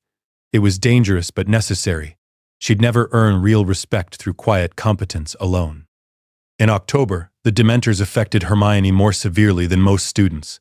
During a Quidditch match, they swarmed the pitch, and Hermione felt that terrible cold overwhelm her again. This time, the voices were worse. Her parents' disappointment, her housemates' hatred, a future where she failed and proved every blood purist right. She fainted in the stands. When she woke in the hospital wing, Professor Lupin was there. The Dementors affect you particularly strongly, he observed. That suggests significant fears and painful memories, Miss Granger. I'm fine, Hermione said automatically. You're not fine. You're a brilliant witch carrying enormous pressure, living in a house where you're not fully accepted, proving yourself constantly. That's not fine, that's exhausting. Hermione blinked back unexpected tears. No professor had ever acknowledged the reality of her situation so directly. I can teach you the Patronus charm, Lupin offered. It's advanced magic, usually not taught until 7th year, but I think you're capable. And you clearly need protection against Dementors. Yes, please, Hermione said immediately. The Patronus lessons began that week. Hermione learned that the charm required focusing on her happiest memory while casting, but therein lay the problem. Her happiest memories at Hogwarts were complicated by the reality of living in Slytherin. Her childhood memories were happy but felt distant, disconnected from her magical self. Think of a moment when you felt truly, purely happy, Lupin coached. No complications, no fear, just joy. Hermione thought of receiving her Hogwarts letter, the moment she'd known magic was real, that she belonged somewhere, that she wasn't strange but special. Expecto Patronum! Silver mist erupted from her wand, but no corporeal form appeared yet. Excellent start, Lupin encouraged. The mist alone is impressive for a 3rd year. Keep practicing. She practiced obsessively, using the time turner to fit in extra sessions. Slowly, the mist began to take shape, something small and quick, darting through the air. By December, she could produce a corporeal Patronus, a sleek, bright otter that bounded through Lupin's office with playful energy. Remarkable, Lupin said, genuinely impressed. A corporeal Patronus at 13. Your magical ability is extraordinary, Miss Granger. Thank you, Professor. May I ask, what memory are you using? Getting my Hogwarts letter, knowing I was a witch. Lupin's expression grew thoughtful. Not a memory from Hogwarts itself? Those are complicated, Hermione admitted. Being here is important, and I'm learning so much, but it's not purely happy. Because of your house placement? Because I'm fighting every day to prove I belong. That's fulfilling in its way, but it's not joyful. It shouldn't have to be a fight, Lupin said gently. But it is. So I fight. Christmas brought a revelation. Hermione was staying at Hogwarts again. The time turner made leaving impossible. She'd lose track of which timeline she was in. On Christmas morning, she received presents from her parents, from Theodore and Daphne, books on advanced magic, and surprisingly, an anonymous gift, a beautiful silver bookmark engraved with, "Knowledge is the truest power." She suspected Professor Snape, though she couldn't prove it. The castle was nearly empty. Hermione spent hours in the library, researching Sirius Black and growing more convinced that something about the official story was wrong. The more she read about the night of his alleged betrayal, the less sense it made. She encountered Harry in the library. He was researching the same thing. "You don't believe Black is guilty?" Harry said, surprising her. "I'm not sure," Hermione admitted. "The evidence is circumstantial. The trial transcripts are sealed. And the magic required to kill 13 people with one curse. It's theoretically impossible." "He was my parents' best friend," Harry said quietly. "James made him my godfather. Would my dad really have chosen someone capable of betraying him? People change. Stress, fear, power. They corrupt. But what if they didn't change? What if he was framed?" Hermione considered this. If he was framed, we need to know by whom and why. And how they managed to fool the entire ministry. They researched together throughout the holiday, building a case that something in the official story didn't add up. Peter Pettigrew's body was never recovered, only a finger. The supposed witnesses to Black's crime had given contradictory statements. Black hadn't received a trial with veritaserum, which was standard procedure. "This is a conspiracy," Harry said finally. "Someone framed him. Someone powerful enough to manipulate the ministry. Or someone who benefited from having a convenient scapegoat," Hermione added. Who gained from Black being imprisoned? They couldn't answer that question yet. But the seed of doubt was planted. In February, the truth came out in the most dramatic way possible. Hermione had been using the time turner to attend 3 evening study sessions simultaneously, an exhausting but manageable routine. She was heading back to the Slytherin dormitories when she heard shouting from the grounds. Harry and Ron had cornered someone in the shrieking shack. Hermione's curiosity overcame her caution. She followed the sounds and found herself witnessing the revelation. Sirius Black wasn't a traitor. Peter Pettigrew was alive, had been hiding as Ron's rat Scabbers for 12 years. Pettigrew had betrayed the Potters. Black had been framed. Professor Lupin was there too.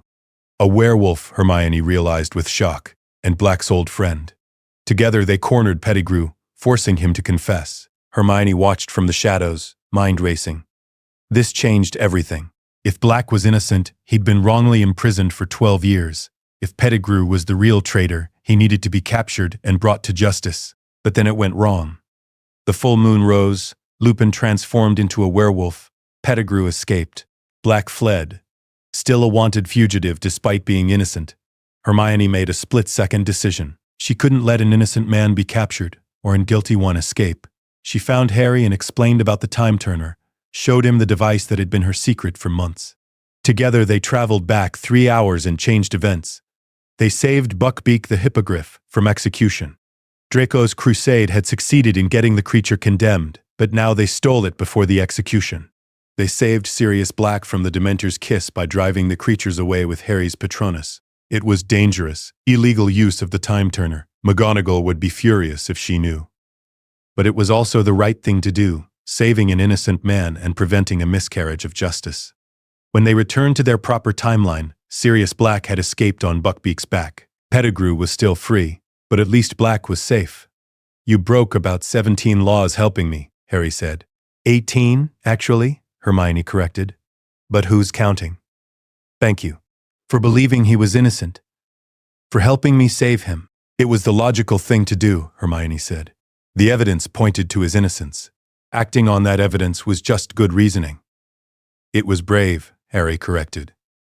"Very Gryffindor." "It was cunning," Hermione countered. "Using time travel to achieve our goals while avoiding detection." "Very Slytherin." Harry smiled slightly. "You're both, aren't you? Brave and cunning." "Maybe that's what the Sorting Hat saw," Hermione said. "Someone who could be either." "It chose Slytherin because that's where I'd learn the most, grow the most, prove the most." "Do you regret it, being sorted there?"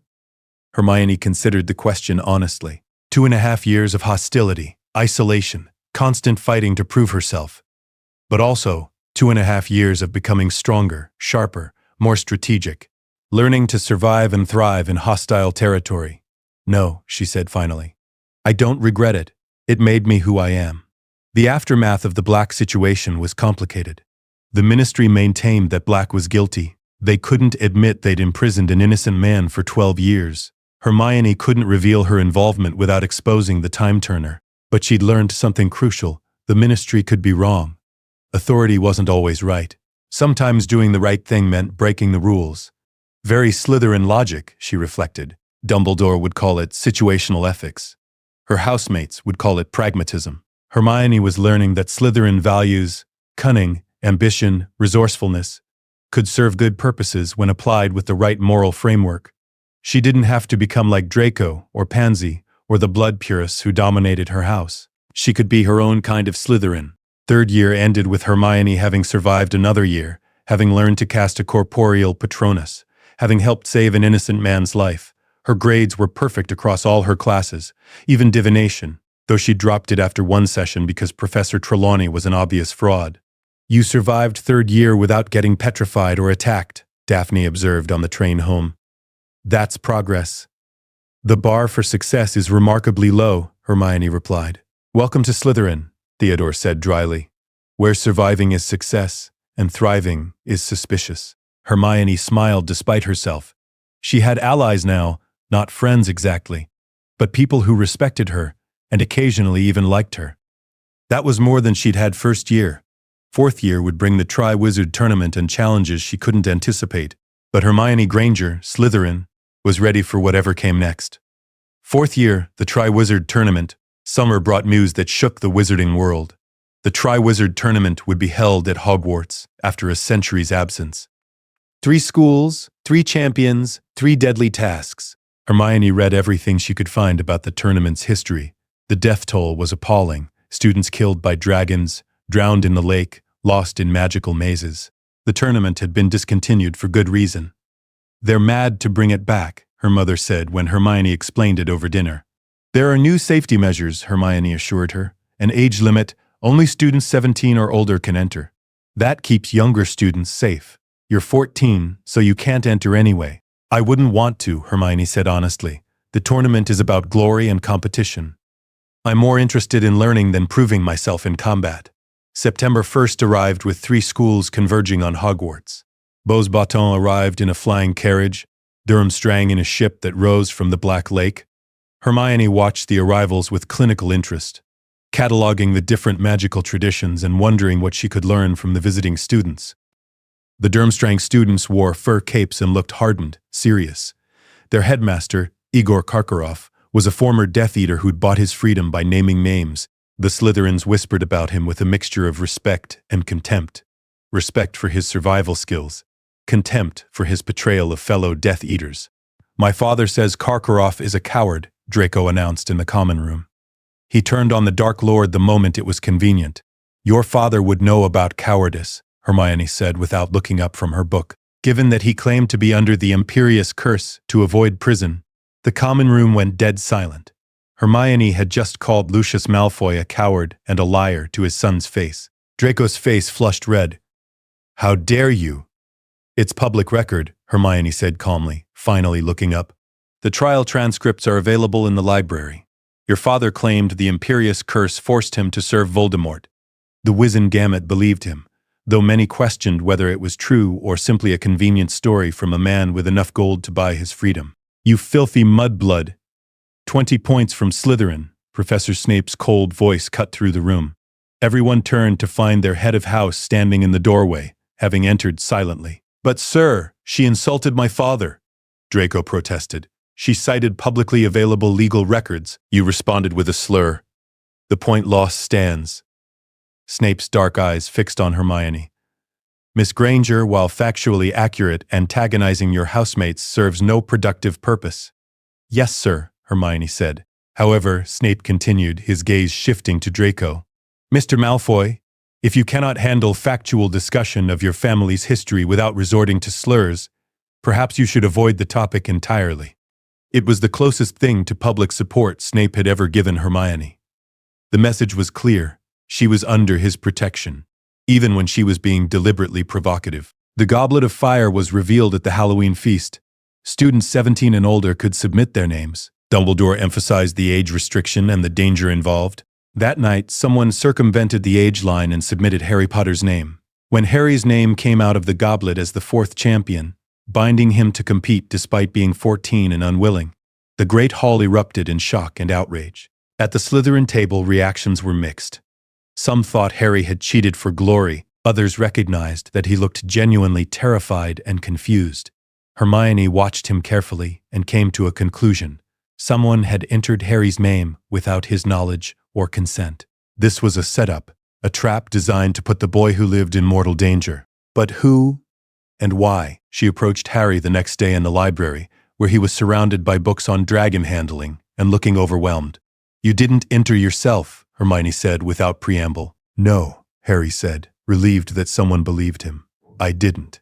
I don't know how my name got in there. Someone powerful enough to fool the goblet's enchantments. Someone who wants you in the tournament. That suggests you're in serious danger. I know that, Harry said tiredly. Ron thinks I'm lying about not entering. Half the school thinks I cheated, and now I have to face a dragon in a few weeks. Then you need help, Hermione decided. Research support, strategic planning. You need an ally who understands the political implications of what's happening. Why would you help me? Harry asked. Your house hates me. Helping me won't make you popular in Slytherin. I'm not popular in Slytherin anyway, Hermione said pragmatically. Might as well be useful. Besides, Harry, someone entered you in a deadly tournament against your will. That's attempted murder. I can't just ignore that.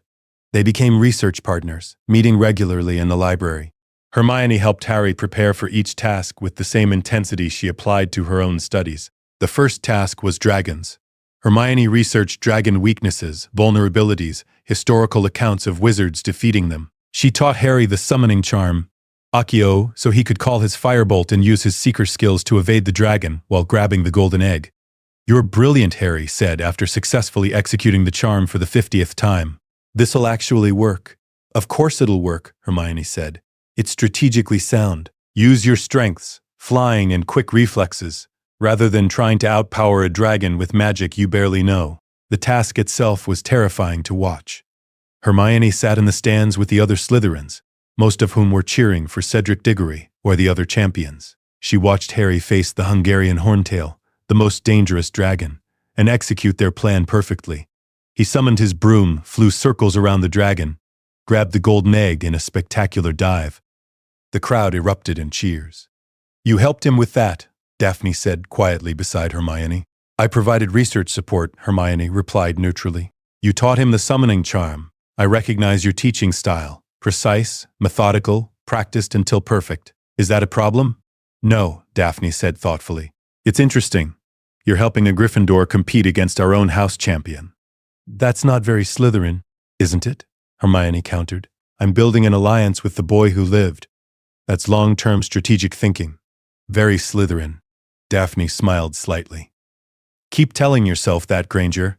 But we both know you're helping him because it's right, not because it's strategic. Maybe that was true. Hermione was beginning to realize that her Slytherin identity and her moral compass didn't have to be in conflict. She could be cunning and ambitious while still doing the right thing.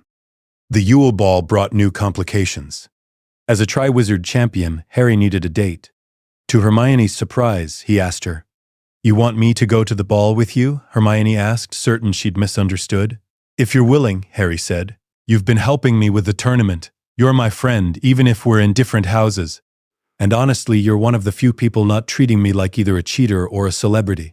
Harry, I'm Slytherin. Taking me to the ball will cause gossip. Let them gossip. Will you go with me? Hermione considered the political implications. Going to the ball with Harry Potter would signal to both Slytherin and the other houses that she was firmly in Harry's camp. It would likely increase hostility from blood purists, but it would also demonstrate that house divisions didn't have to prevent friendship. Yes, she said. I'll go with you. The announcement caused exactly the reaction Hermione expected. The Slytherins were appalled that she'd accepted a Gryffindor's invitation. Draco made pointed comments about blood traitors. Pansy called her a house disgrace, but some reactions surprised her. Theodore shrugged and said, It's strategic. Potter's influential. Daphne offered to help her shop for dress robes. Even Blaise commented, You're making a statement. That takes courage. Hermione went dress shopping with Daphne, which was surreal, shopping for formal robes with a pure-blood Slytherin who 6 months ago had barely tolerated her existence. Why are you helping me? Hermione asked as they examined dress options in Madame Malkin's. Because you're interesting, Daphne said. You're brilliant, you're refusing to conform to what Slytherin expects, and you're somehow friends with Harry Potter, despite being in rival houses. I want to see where that goes. That's very Slytherin reasoning. I am very Slytherin, Daphne said. But I'm also realizing that blood purity is nonsense. You're better at magic than most purebloods in our year. That suggests talent isn't about blood, it's about ability and effort. You're proving that every day. They found a periwinkle blue dress that made Hermione's eyes stand out. It was beautiful and expensive. Hermione used some of the gold her parents had exchanged at Gringotts, money they'd saved specifically for special occasions. The night of the Yule Ball, Hermione transformed herself. She used Sleekeasy's hair potion to tame her bushy hair into an elegant updo, applied minimal makeup with Daphne's help, put on the blue dress, and looked in the mirror. She barely recognized herself. "You look beautiful," Daphne said sincerely. "I look like someone else," Hermione replied. "You look like yourself without armor," Daphne corrected. "Without books to hide behind, or house prejudice to defend against, just Hermione." When Hermione descended to meet Harry, his expression of shock and appreciation was gratifying. They entered the Great Hall together to stares and whispers, the Gryffindor hero and the Slytherin genius, defying house divisions. The ball itself was magical. Hermione danced with Harry, laughed at his terrible jokes, forgot for a few hours that she was the mud-blood Slytherin, and just enjoyed being a teenage girl at a beautiful party. "Thank you," Harry said during a slow dance, "for helping me this year, for being my friend despite the house rivalry." "Thank you for asking me," Hermione replied, "for seeing past the green and silver." "Houses don't matter," Harry said. "Not really. People matter. Character matters. You could be sorted into any house and you'd still be brilliant." It was perhaps the kindest thing anyone had said to her at Hogwarts. The second task came in February, retrieving something precious from the Black Lake. Hermione researched underwater breathing methods and found gillyweed in the library's herbology section. "It'll give you gills and webbed hands for about an hour," she explained, showing Harry the plant. "Long enough to swim to the bottom and back." Harry took the gillyweed but looked nervous. "What if something goes wrong?" "Then you trust your instincts and improvise. You're good at that, Harry, better than you think." The task revealed that each champion's precious thing was a person. For Harry, it was Ron Weasley. Hermione watched from the shore as Harry rescued Ron, and also saved Fleur's sister Gabrielle when Fleur couldn't complete the task. "He came in last," Draco sneered afterward. "Proof that Gryffindor courage is just stupidity." "He saved 2 people, Hermione countered. "That's not stupid. That's moral courage, something you wouldn't understand." The tension between her and the blood purists in Slytherin was reaching a breaking point. She was openly allied with Harry Potter, had attended the Yule Ball with him, and continued to challenge pure-blood supremacy at every opportunity. Something had to give. It did, in March, when Hermione found her belongings vandalized again, this time worse than before. Not just destroyed, but defiled. Mudblood scrawled across her books in permanent ink. Her clothes shredded beyond repair. Everything she owned ruined with malicious thoroughness. She stood in the wreckage and felt cold fury replace the fear and hurt she'd felt first year. She went to Professor Snape's office. "It's happened again, sir," she said without preamble. Snape looked up from his work, expression darkening. "Show me." He followed her to the dormitory, surveyed the damage, then returned to the common room where most of the house was gathered. "Whoever destroyed Miss Granger's belongings has 1 hour to confess," Snape said, his voice deadly quiet. "If no one confesses, every Slytherin student loses 100 points and serves detention for the remainder of the term." The punishment was harsh enough that it couldn't be ignored. But Hermione already knew no one would confess. They'd all lose points and blame her for it, which would make things worse. "Sir," Hermione said carefully, "may I make a suggestion?" Snape looked at her, waiting. "Instead of collective punishment, could we approach this differently? Whoever did this clearly has strong feelings about my presence in Slytherin. Perhaps we should discuss those feelings openly rather than punishing everyone for one person's actions." It was a gamble, offering dialogue instead of retribution. But Hermione had learned that Slytherins respected clever solutions over brute force. Snape considered her suggestion. Then, surprisingly, he nodded. "Very well. Anyone who wishes to voice their concerns about Miss Granger's place in Slytherin may do so now. I will listen, but the conversation will remain civil or punishment stands." Silence. Then Pansy Parkinson stood. "She shouldn't be here," Pansy said bluntly. "She's Muggle-born. Slytherin is for pure bloods. Having her here pollutes our house." "Salazar Slytherin valued ambition and cunning," Snape said. "Neither quality requires pure blood." "But Miss Granger has the highest grades in her year," Snape continued. "She has contributed more house points through academic excellence than any other student. She has represented Slytherin with distinction. On what grounds beyond blood prejudice do you object to her presence?" Pansy couldn't answer. The logic was irrefutable. Theodore Nott stood next. "I don't agree with Pansy. Granger belongs here as much as any of us.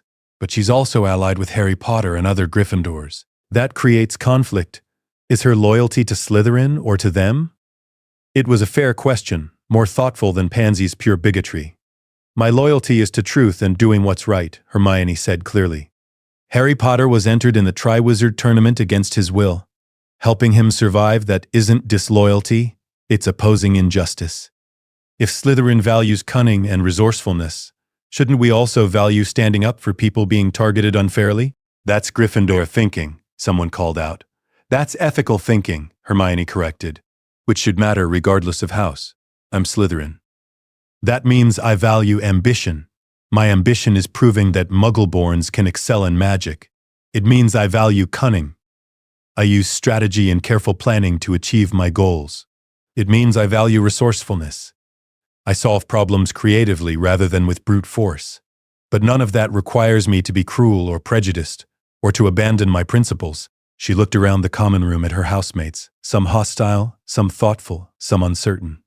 I know many of you will never accept me, Hermione continued.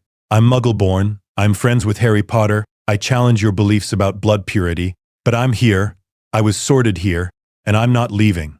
So you have a choice. You can keep trying to drive me out and fail, or you can accept that Slytherin House can be more than you thought it was. Silence fell. Then, unexpectedly, Gemma Farley stood, the prefect who'd helped Hermione first year. Granger's right, Gemma said. I'm pure blood. I was raised believing blood purity mattered, but watching her excel at magic while being Muggle-born forced me to question that. Either I accept that blood determines magical ability and ignore the evidence in front of me, or I accept that I was taught lies and that talent comes from individual effort. I choose evidence over prejudice. It was a radical statement from a pure-blood Slytherin. Several students looked shocked. A few looked thoughtful. We can't change centuries of Slytherin tradition because one mudblood is good at school, Draco said. Slytherin tradition has produced dark wizards and failures in equal measure, Snape said coldly. Tradition isn't inherently valuable. Results are. Miss Granger produces results. That's what Slytherin should value. The discussion continued, but something had shifted. Not acceptance exactly. Many students still hated Hermione for her blood status, but acknowledgement. She'd forced them to confront the contradiction between their beliefs and reality. She'd survived another attack. But more than that, she'd used it to challenge the house's fundamental assumptions. Very Slytherin indeed. Fourth year continued, the graveyard, the third task. The maze arrived in June with mounting dread. Hermione had researched every creature and enchantment likely to be in the maze, had drilled Harry on counter curses and defensive spells, had mapped strategy until he could navigate theoretical mazes in his sleep, but she couldn't shake the feeling that something was wrong. The whole tournament has been orchestrated, she told Harry the night before the final task. Your name in the goblet, the specific challenges, the timing. Someone's been manipulating events all year. But why? Harry asked. What's the point of forcing me to compete? I don't know. But Harry, tomorrow, be paranoid. Trust no one except yourself. If anything seems wrong, retreat. Survival matters more than winning. Harry nodded seriously. I'll be careful. Hermione watched the third task from the stands with her heart in her throat. Champions entered the maze and disappeared into magical darkness. Time crawled past. 10 minutes, 20, 45. Then the cannon fired, signaling the task's end, and Harry reappeared clutching Cedric Diggory's body and screaming that Voldemort was back. The world stopped. Hermione ran to the maze entrance with everyone else. Harry was hysterical, covered in blood, clutching Cedric and babbling about graveyards and Voldemort and Peter Pettigrew. Mad-Eye Moody pulled him away roughly. Dumbledore and the other professors converged. Chaos erupted. Cedric was dead. Harry was traumatized. And if what he was saying was true, if Voldemort had truly returned, then everything was about to change. Hermione watched the aftermath unfold with growing horror. Harry was taken to the hospital wing. Moody disappeared, was revealed to be Barty Crouch Jr. using Polyjuice Potion, the Death Eater who'd orchestrated the entire tournament to deliver Harry to Voldemort. The real Moody was found imprisoned in a magical trunk. The Dark Lord had returned, had used Harry's blood in a resurrection ritual, had dueled Harry and failed to kill him because their wands were brothers, creating Priori Incantatum. And Cedric Diggory, a Hufflepuff student, someone's son, a brilliant 17-year-old with his whole life ahead, was dead, murdered by Peter Pettigrew on Voldemort's orders. Hermione sat in the Slytherin common room that night, listening to her housemates' reactions, and felt sick. "The Dark Lord has returned," Draco said, voice hushed with awe and fear. "My father always said he would." "Potter claims the Dark Lord is back," Pansy corrected. "He's probably lying for attention." "Why would he lie about that?" Theodore asked. "What does he gain from claiming the Dark Lord returned? Fame? Sympathy? Gryffindor always needs to be the center of attention." Hermione stood abruptly. "Harry Potter watched someone die tonight. He was tortured with the Cruciatus curse. He fought a duel with Voldemort and barely escaped. Whether you believe him or not, he's traumatized and terrified. Show some basic human decency." "Since when do you care about Potter?" Pansy sneered. "Since always. Because I'm not a sociopath." "A student died, Pansy. Cedric Diggory is dead, and you're sitting here treating it like political gossip." She left the common room and went to the hospital wing. Harry was unconscious, Madame Pomfrey having given him dreamless sleep potion. Hermione sat beside his bed, keeping vigil. "He told the truth," Dumbledore said quietly, appearing beside her. "The Dark Lord has indeed returned. You believe Harry, I take it?" "Of course I believe him," Hermione said. "Harry has no reason to lie. And the evidence supports his account. Cedric's death, the polyjuice potion plot, the timing. Someone orchestrated this entire tournament to bring Harry to Voldemort." "Indeed." Dumbledore looked at her carefully. "You're a Slytherin who believes in Harry Potter's word over the Ministry's denial. That suggests considerable character, Miss Granger. It suggests basic pattern recognition, sir. The Ministry denied Sirius Black was innocent despite evidence. They'll deny Voldemort's return for the same reason. Acknowledging it would require action they're not prepared to take. Wise analysis. Tell me, Miss Granger, when the war comes, and it will come, where will your loyalties lie?" It was a pointed question. Hermione was Slytherin, a house known for producing Death Eaters and dark wizards. She was Muggle-born, Voldemort's primary target. The conflict between house identity and survival was stark. "My loyalties lie with stopping Voldemort," Hermione said firmly. "Because I'm Muggle-born and he wants me dead. Because I believe in justice. Because I refuse to accept a world where blood status determines worth. And because Harry Potter is my friend, and I don't abandon my friends. Even though supporting Harry will make you a pariah in your own house, I'm already a pariah, sir. Might as well be a pariah who's doing the right thing." Dumbledore smiled slightly. "The Sorting Hat chose well when it placed you in Slytherin. You're teaching that house lessons it desperately needs to learn." The remainder of fourth year was tense. The Ministry refused to acknowledge Voldemort's return, called Harry a liar and an attention seeker. The Daily Prophet ran smear campaigns. Students were divided between those who believed Harry and those who thought he'd gone mad. In Slytherin House, the division was even more pronounced. Pureblood students whose families had been Death Eaters whispered excitedly about the Dark Lord's return. Others were terrified. Some, like Theodore and Daphne, were uncertain. "If the Dark Lord is back," Daphne said quietly during one of their library sessions, "my family will have to choose sides. My father served him during the First War. He'll expect me to follow his ideology, will you?" Hermione asked. "I don't know. I was raised believing pure blood supremacy was right, but you've challenged that belief every day for 4 years. I'm not sure what I believe anymore." It was honest in a way Daphne had never been before. "You believe what the evidence tells you," Hermione said. "Look at magical ability objectively. Look at who succeeds and who fails. Look at whether blood actually correlates with power, or if it's just a comfortable lie that lets pure bloods feel superior. If I reject blood purity, I reject my family's entire worldview." "Then reject it," Hermione said bluntly. "Build your own worldview based on truth rather than tradition." "That's what I've been doing since I was 11. The summer brought news that confirmed Harry's account. Death Eater attacks began, small at first, then escalating. The Ministry continued denying Voldemort's return, but the evidence became undeniable. Hermione spent the summer preparing. She read every book she could find on defensive magic, dark creatures, Death Eater tactics. She practiced spells until her wand hand ached. She planned escape routes, defensive strategies, ways to protect her Muggle parents from a war they didn't understand. Her parents noticed her intensity. "Hermione, you're scaring us," her mother said. "What's happening at school?" Hermione considered lying, considered protecting them through ignorance. But they deserved the truth. There's a dark wizard who hates Muggle-borns like me, she said carefully. He was defeated years ago, but he's returned. There's going to be a war. I need to be ready. Then we'll fight too, her father said immediately. You're Muggles. You can't fight wizards. We can protect ourselves. We can be vigilant. We can support you. Her mother's voice was firm. You're our daughter. If you're in danger, we face it together. Hermione felt tears prick her eyes. Her parents didn't fully understand magic, couldn't cast spells or brew potions, but they understood love and loyalty. That mattered more than magic. 5th year, Umbridge and resistance.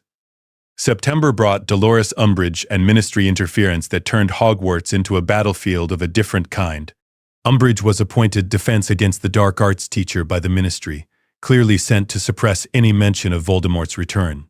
Her first lesson made her intentions obvious. They would learn theory only, no practical magic, no defensive spells. But we need to defend ourselves, Harry protested. From what, Mr. Potter? There are no threats in school. Voldemort is back. Umbridge gave him detention, made him write lines with a blood quill that carved words into his skin. I must not tell lies. When Hermione discovered the scars on Harry's hand, she felt cold fury. She's torturing you, Hermione said flatly. That's illegal. We report this to Dumbledore. She's protected by the ministry. Dumbledore can't do anything. Then we work around her. Hermione began organizing. She approached students she knew were concerned about their lack of defensive training. Harry, Ron, Neville, some Ravenclaws, and Hufflepuffs. Conspicuously, she approached some Slytherins too. We need practical defense instruction, she told Theodore and Daphne. Umbridge won't teach us. We need to teach ourselves. You want to start an underground defense group, Theodore said slowly. That's risky. Everything's risky now. Voldemort is back. We need to be ready. And you want Slytherins involved? Daphne asked skeptically. I want anyone who's willing to learn. House divisions are meaningless when dark wizards are torturing muggles. Theodore and Daphne agreed to join and to recruit other Slytherins who might be open to it. It was delicate work. Most Slytherins' families supported Voldemort, or at least didn't oppose him. But some students were questioning their parents' beliefs. The group, which Harry insisted on calling Dumbledore's Army or the DA, met secretly in the Room of Requirement. Harry taught practical defensive magic because he had actual experience fighting dark wizards. Hermione organized the curriculum, researched spells, created practice schedules. The Slytherin participation was limited but significant. Theodore, Daphne, Blaise, and a few others attended regularly. They were quiet, cautious about being discovered, but they practiced as hard as anyone. This is treason against the Dark Lord, Blaise said once during practice. If our families knew we were here, then we make sure they don't know, Daphne said firmly. What happens in the DA stays in the DA. Hermione's position in Slytherin became increasingly precarious. She was openly defying Umbridge, associating with Harry Potter, and running a resistance group. Her housemates who supported Voldemort viewed her as a traitor. Those who were uncertain viewed her as dangerously rebellious. Umbridge discovered the DA in February. Someone had betrayed them. Marietta Edgecombe from Ravenclaw, who'd attended one meeting and told Umbridge everything, out of fear. Umbridge tried to arrest Harry. Dumbledore intervened, took responsibility, and fled the school to avoid Azkaban. Umbridge became Hogwarts High Inquisitor with sweeping powers. She began purging the school of anyone she viewed as rebellious. The DA members faced detention, surveillance, threats. Hermione was targeted specifically, a Muggle-born Slytherin who'd organized resistance against ministry authority. You're a disgrace to your house, Umbridge told Hermione during one brutal detention session. A mudblood in Slytherin, corrupting pure-blood students with your rebellious ideas. The only disgrace is the ministry denying reality while students suffer, Hermione replied, even as the blood quill carved into her hand. You'll be expelled before term ends. I'll make sure of it. But Hermione had learned from 4 years in Slytherin. She documented everything, every illegal detention, every blood quill session, every abuse of power. She sent copies to her parents, to the Board of Governors, to anyone who might intervene. She also continued running the DA underground, more carefully now. They met in smaller groups, rotated locations, used code words. Umbridge knew the group existed but couldn't catch them meeting. The Department of Mysteries incident happened in June. Harry had a vision of Sirius being tortured, bait from Voldemort to lure Harry into a trap. Harry insisted on going to rescue Sirius. "It's a trap," Hermione said immediately. "Voldemort is using your connection to manipulate you." "I can't risk Sirius dying," Harry argued. "And I can't risk you dying." "Harry, think. Why would Voldemort torture Sirius in a place you could see through your scar connection? He's baiting you." But Harry was determined. Ron, Neville, Luna, and Ginny agreed to go with him. Hermione had no choice. If Harry was going into danger, she'd go too to maximize his chances of survival. She also sent word to Theodore. "Emergency at Ministry. Tell Snape." The Department of Mysteries was a trap, exactly as Hermione predicted. Death Eaters were waiting, led by Lucius Malfoy. They wanted a prophecy about Harry and Voldemort, and they were willing to kill to get it. The battle was brutal. 6 students against a dozen Death Eaters, fighting for their lives in a maze of mysteries and dangerous magical objects. Hermione cast every spell she knew: shields, stunners, cutting curses. She fought with the cunning and precision of a Slytherin, targeting weak points, using environment strategically. A Death Eater's curse hit her chest. She fell, bleeding and unconscious. She woke in the hospital wing days later to find the war had begun in earnest. The Ministry had finally acknowledged Voldemort's return after he'd appeared at the Ministry and fought Dumbledore publicly. The Daily Prophet was reporting Death Eater attacks. Everything had changed. "You were hurt badly," Madame Pomfrey said, a dark curse to the chest. "You're lucky to be alive." "The others?" Hermione managed. "All survived. Mr. Potter's godfather, Sirius Black, was killed in the battle. Harry is not doing well." Hermione forced herself upright despite Pomfrey's protests. She needed to see Harry, needed to confirm her friends were alive. In the hospital wing's other beds were Neville, broken nose, Ron, brain injury that had been healed but left him weak, and in a chair beside Harry's bed was Ginny, who looked exhausted but unharmed. "Hermione," Harry said, voice raw, "you're awake." "Sirius?" she asked, though she already knew. "Dead. Bellatrix killed him. He fell through the veil." Hermione sat on Harry's bed and took his hand. No words would make this better. Sirius had been innocent, had been Harry's godfather, had represented Harry's connection to his parents, and now he was gone. "I'm sorry," she said simply. "It was a trap.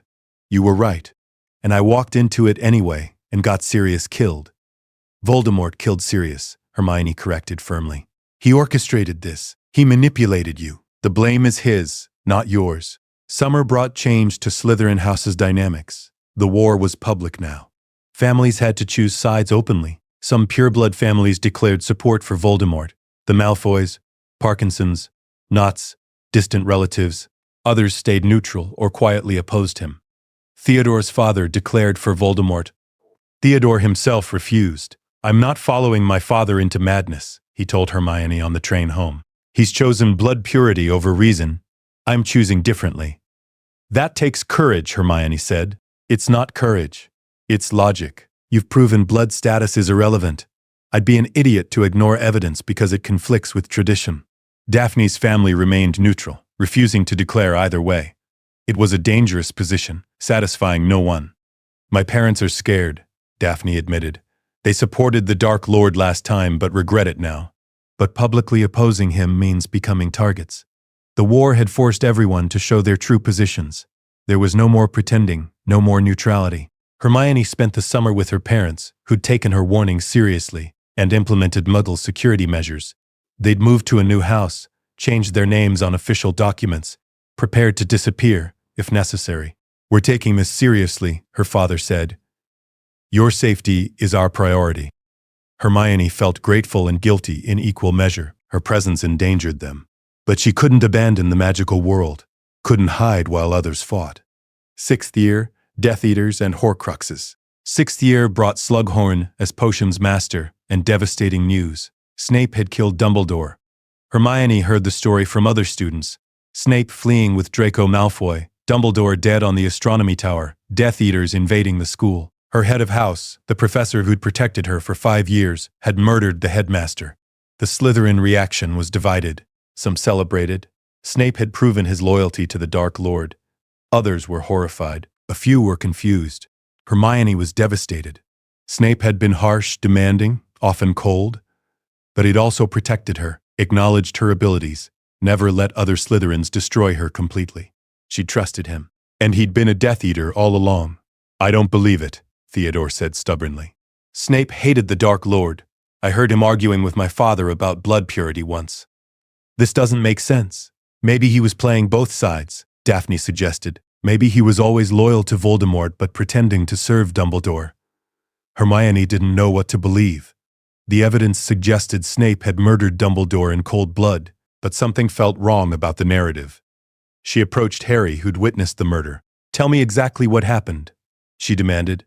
Harry recounted Dumbledore's death, Snape's killing curse, Draco's inability to commit murder. He also mentioned something Dumbledore had told him. There were Horcruxes, pieces of Voldemort's soul hidden in objects, and they had to be destroyed for Voldemort to be killed. How many Horcruxes? Hermione asked, mind already racing through possibilities. Dumbledore thought 7, including the part of soul still in Voldemort's body. We've destroyed 2, Tom Riddle's diary and a ring. 5 remain. Then we find them, Hermione said immediately. We research, we hunt, we destroy them. It's the only way to end this. Harry looked at her. You don't have to do this. You could stay safe. I'm Muggle-born, Harry. There's no safety for me while Voldemort lives. And you're my friend. I don't abandon my friends when they face impossible odds. They spent the remainder of 6th year researching Horcruxes. Hermione dove into the darkest texts in the library, reading about soul-splitting magic with clinical detachment. She identified potential Horcrux locations based on Voldemort's history and psychology. He'd choose objects with significant meaning, she theorized, connected to Hogwarts founders, to his heritage, to power. We're looking for artifacts. Her Slytherin housemates noticed her obsessive research. Some assumed she was studying dark magic to join the Death Eaters. Others suspected she was working against Voldemort. You're planning something, Daphne said. Something dangerous. I'm planning to survive, Hermione replied. Want to help? Daphne hesitated. Then, yes. What do you need? Information about pure blood families. Objects they might possess with dark magic. Anything connected to Voldemort or the Founders. Daphne became Hermione's researcher for pure blood family histories. Theodore contributed knowledge about dark artifacts. Blaise offered connections to families who might have information. A resistance was forming within Slytherin House itself. Small, tentative, but real. Students who'd questioned blood purity for years were now willing to actively oppose it. The school year ended with Voldemort's control expanding. The Ministry had fallen to his supporters. Muggle-borns were being rounded up. The Hogwarts curriculum would be controlled by Death Eaters next year. Don't come back, Hermione's parents begged. Stay with us. Stay safe. I can't, Hermione said. Harry needs help destroying the Horcruxes, and if I hide, I'm admitting Voldemort wins. I'm admitting blood purity is right. You could die. I could. But I'd rather die fighting than live hiding. 7th year, the hunt and the battle. 7th year didn't happen at Hogwarts. Hermione joined Harry and Ron hunting Horcruxes, months camping in wilderness, researching, planning raids on heavily defended locations. Her Slytherin skills proved invaluable. She planned strategies, identified weaknesses in Death Eater defenses, used cunning rather than direct confrontation. When they infiltrated the Ministry to steal a Horcrux locket from Umbridge, Hermione's careful planning and strategic thinking made success possible. When they broke into Gringotts to steal Hufflepuff's cup from the Lestrange vault, Hermione's knowledge of pure blood family politics helped them navigate the deceptions. The locket Horcrux tormented each of them with their worst fears. For Harry, it was failure and his parents' disappointment. For Ron, it was being overshadowed and inadequate. For Hermione, it was different. You're not a real Slytherin. You're a mudblood pretending to belong. They all hate you. They've always hated you. You'll die alone and unmourned. Shut up, Hermione said to the locket. I know what I am. I don't need validation from a piece of Voldemort's soul. Ron destroyed the locket Horcrux with Gryffindor's sword. 3 down, 4 to go. They learned about the Deathly Hallows, the Elder Wand, Resurrection Stone, and Invisibility Cloak, objects that supposedly made one Master of Death. Voldemort was hunting the Elder Wand, believing it would make him invincible. He's wrong, Hermione said. Power isn't about artifacts. It's about choices, strategy, allies. We beat him through intelligence, not through magical weapons. The final Horcruxes were the cup, stolen from Gringotts, the diadem hidden at Hogwarts, Nagini the snake, always with Voldemort, and horrifyingly, Harry himself. Hermione had suspected for months that Harry was a Horcrux. The evidence was overwhelming. His scar connection to Voldemort, the Parseltongue ability, the way he'd shared Voldemort's thoughts. "You have to die," she told him, voice breaking. "To destroy the Horcrux in you, you have to let Voldemort kill you." "I know," Harry said quietly. "I've known for a while. The Battle of Hogwarts was chaos. Voldemort's forces attacked the school. The Order of the Phoenix defended. Students fought alongside professors in desperate defense. Hermione fought with every spell she knew, every strategic trick she'd learned. She targeted Death Eaters with precision, disabled rather than killed when possible, used environment and positioning instead of raw power. She encountered Draco Malfoy during the battle. He was unarmed, separated from his allies, looking terrified. "Hermione," he said, recognizing her. "Please, get out of the castle," she said curtly. "Leave. Don't come back until this is over." "Why are you helping me?" "Because despite everything, you're still a student, still a person. Go." Draco fled.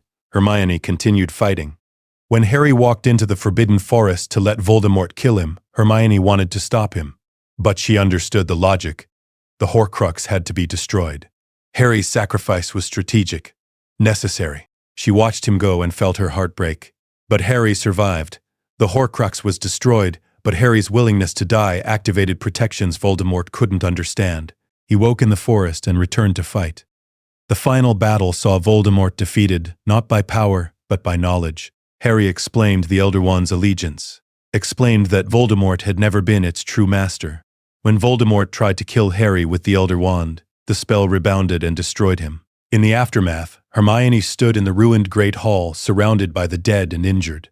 Fred Weasley dead. Remus Lupin and Tonks dead. 50 others dead. But they'd won. Voldemort was destroyed. The war was over. Theodore Nott found her in the wreckage. "We survived," he said, sounding surprised. "Some of us did," Hermione replied, looking at the bodies being arranged respectfully. "You were right," Theodore said, "about blood purity being nonsense, about fighting being necessary, about everything." "I wish I'd been wrong," Hermione said tiredly. "I wish blood purity had been right and I'd been safely excluded from the magical world. This would have been easier. But you wouldn't have been you," Daphne added, joining them. "You'd have been safe, but diminished. You chose difficulty over safety. That's the most Slytherin thing I've ever seen." Hermione looked at her two Slytherin allies, friends really, though she'd never quite admitted it before. "We need to rebuild," she said. "Not just the castle. Slytherin House. The whole system. This can't happen again." "How do we rebuild Slytherin?" Theodore asked. "By proving it can produce heroes," Hermione said firmly. "By showing that ambition and cunning can serve good purposes. By being better than what came before."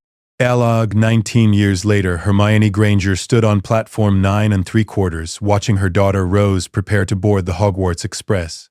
Beside her was Ron. They'd married 3 years after the war, after Hermione had completed advanced studies in magical law, and Ron had joined the Aurora department. "Nervous?" Ron asked their daughter. "A bit," Rose admitted. "What if I'm sorted into Slytherin like Mum?" Hermione knelt to Rose's level. "Then you'll have a chance to show them that Slytherin can be a house of heroes. That cunning and ambition can change the world for good, just like I did. Were you scared when you were sorted? But also determined. I knew I'd have to fight harder, prove more, be better than anyone expected. And I was. You will be too, whatever house you're sorted into." Nearby, Harry stood with Ginny and their children. Albus Severus Potter looked nervous about his own sorting. "Don't worry about houses," Hermione called to him. "Houses are just different paths to the same destination. What matters is who you choose to be, not where you're sorted." On the train, Rose found a compartment with Albus and Scorpius Malfoy, Draco's son, who'd been raised very differently from his father. The three children talked animatedly about Hogwarts, about magic, about possibilities. Hermione watched the train depart and felt Ron's arm around her shoulders. "You changed everything," Ron said quietly. "Changed Slytherin House, changed how people think about blood status, changed the whole system. I survived, Hermione corrected, and refused to let survival be enough. But Ron, I couldn't have done it alone. You, Harry, Theodore, Daphne, everyone who believed blood purity was wrong and was willing to fight for something better. After the war, Hermione had done exactly what she'd promised, rebuilt. She'd worked with Professor McGonagall, now headmistress, to reform Slytherin House. They'd removed the blood purity rhetoric from house culture, emphasized that ambition and cunning were tools, not identities. She'd become Minister of Magic at 35, the youngest in history, had pushed through legislation outlawing blood status discrimination, had ensured Muggle-borns had equal access to magical education and career opportunities. Slytherin House had changed too. It still valued ambition and cunning, but it had learned those values could serve justice as easily as tyranny. Students sorted into Slytherin now included Muggle-borns regularly, not just accepted reluctantly, but celebrated. "Do you ever regret it?" Ron asked as they left the platform. "Being sorted into Slytherin instead of Gryffindor? Your life would have been easier." Hermione considered the question honestly. Easier, yes. She'd have had friends immediately, have avoided years of hostility and isolation, have been accepted instead of constantly proving herself. But she also would have been different. Softer, perhaps. Less strategic. Less prepared for the complex political battles she'd fought as minister. Less able to understand how dark wizards thought, which had proven invaluable during the war. "I don't regret it," she said finally. "The Sorting Hat put me exactly where I needed to be. Slytherin taught me things Gryffindor never could. It made me who I am. Not despite the difficulty, but because of it." "You proved that Slytherin could be good," Ron said. "I proved that houses don't define morality," Hermione corrected. "That Slytherin values, ambition, cunning, resourcefulness, can serve any purpose we choose. Dark wizards used those values for evil. I used them for justice. Same tools, different application." They walked through King's Cross, just another couple in a crowd, though Hermione knew people recognized her, the Muggle-born Slytherin who'd helped defeat Voldemort, the Minister of Magic who'd reformed the system from within.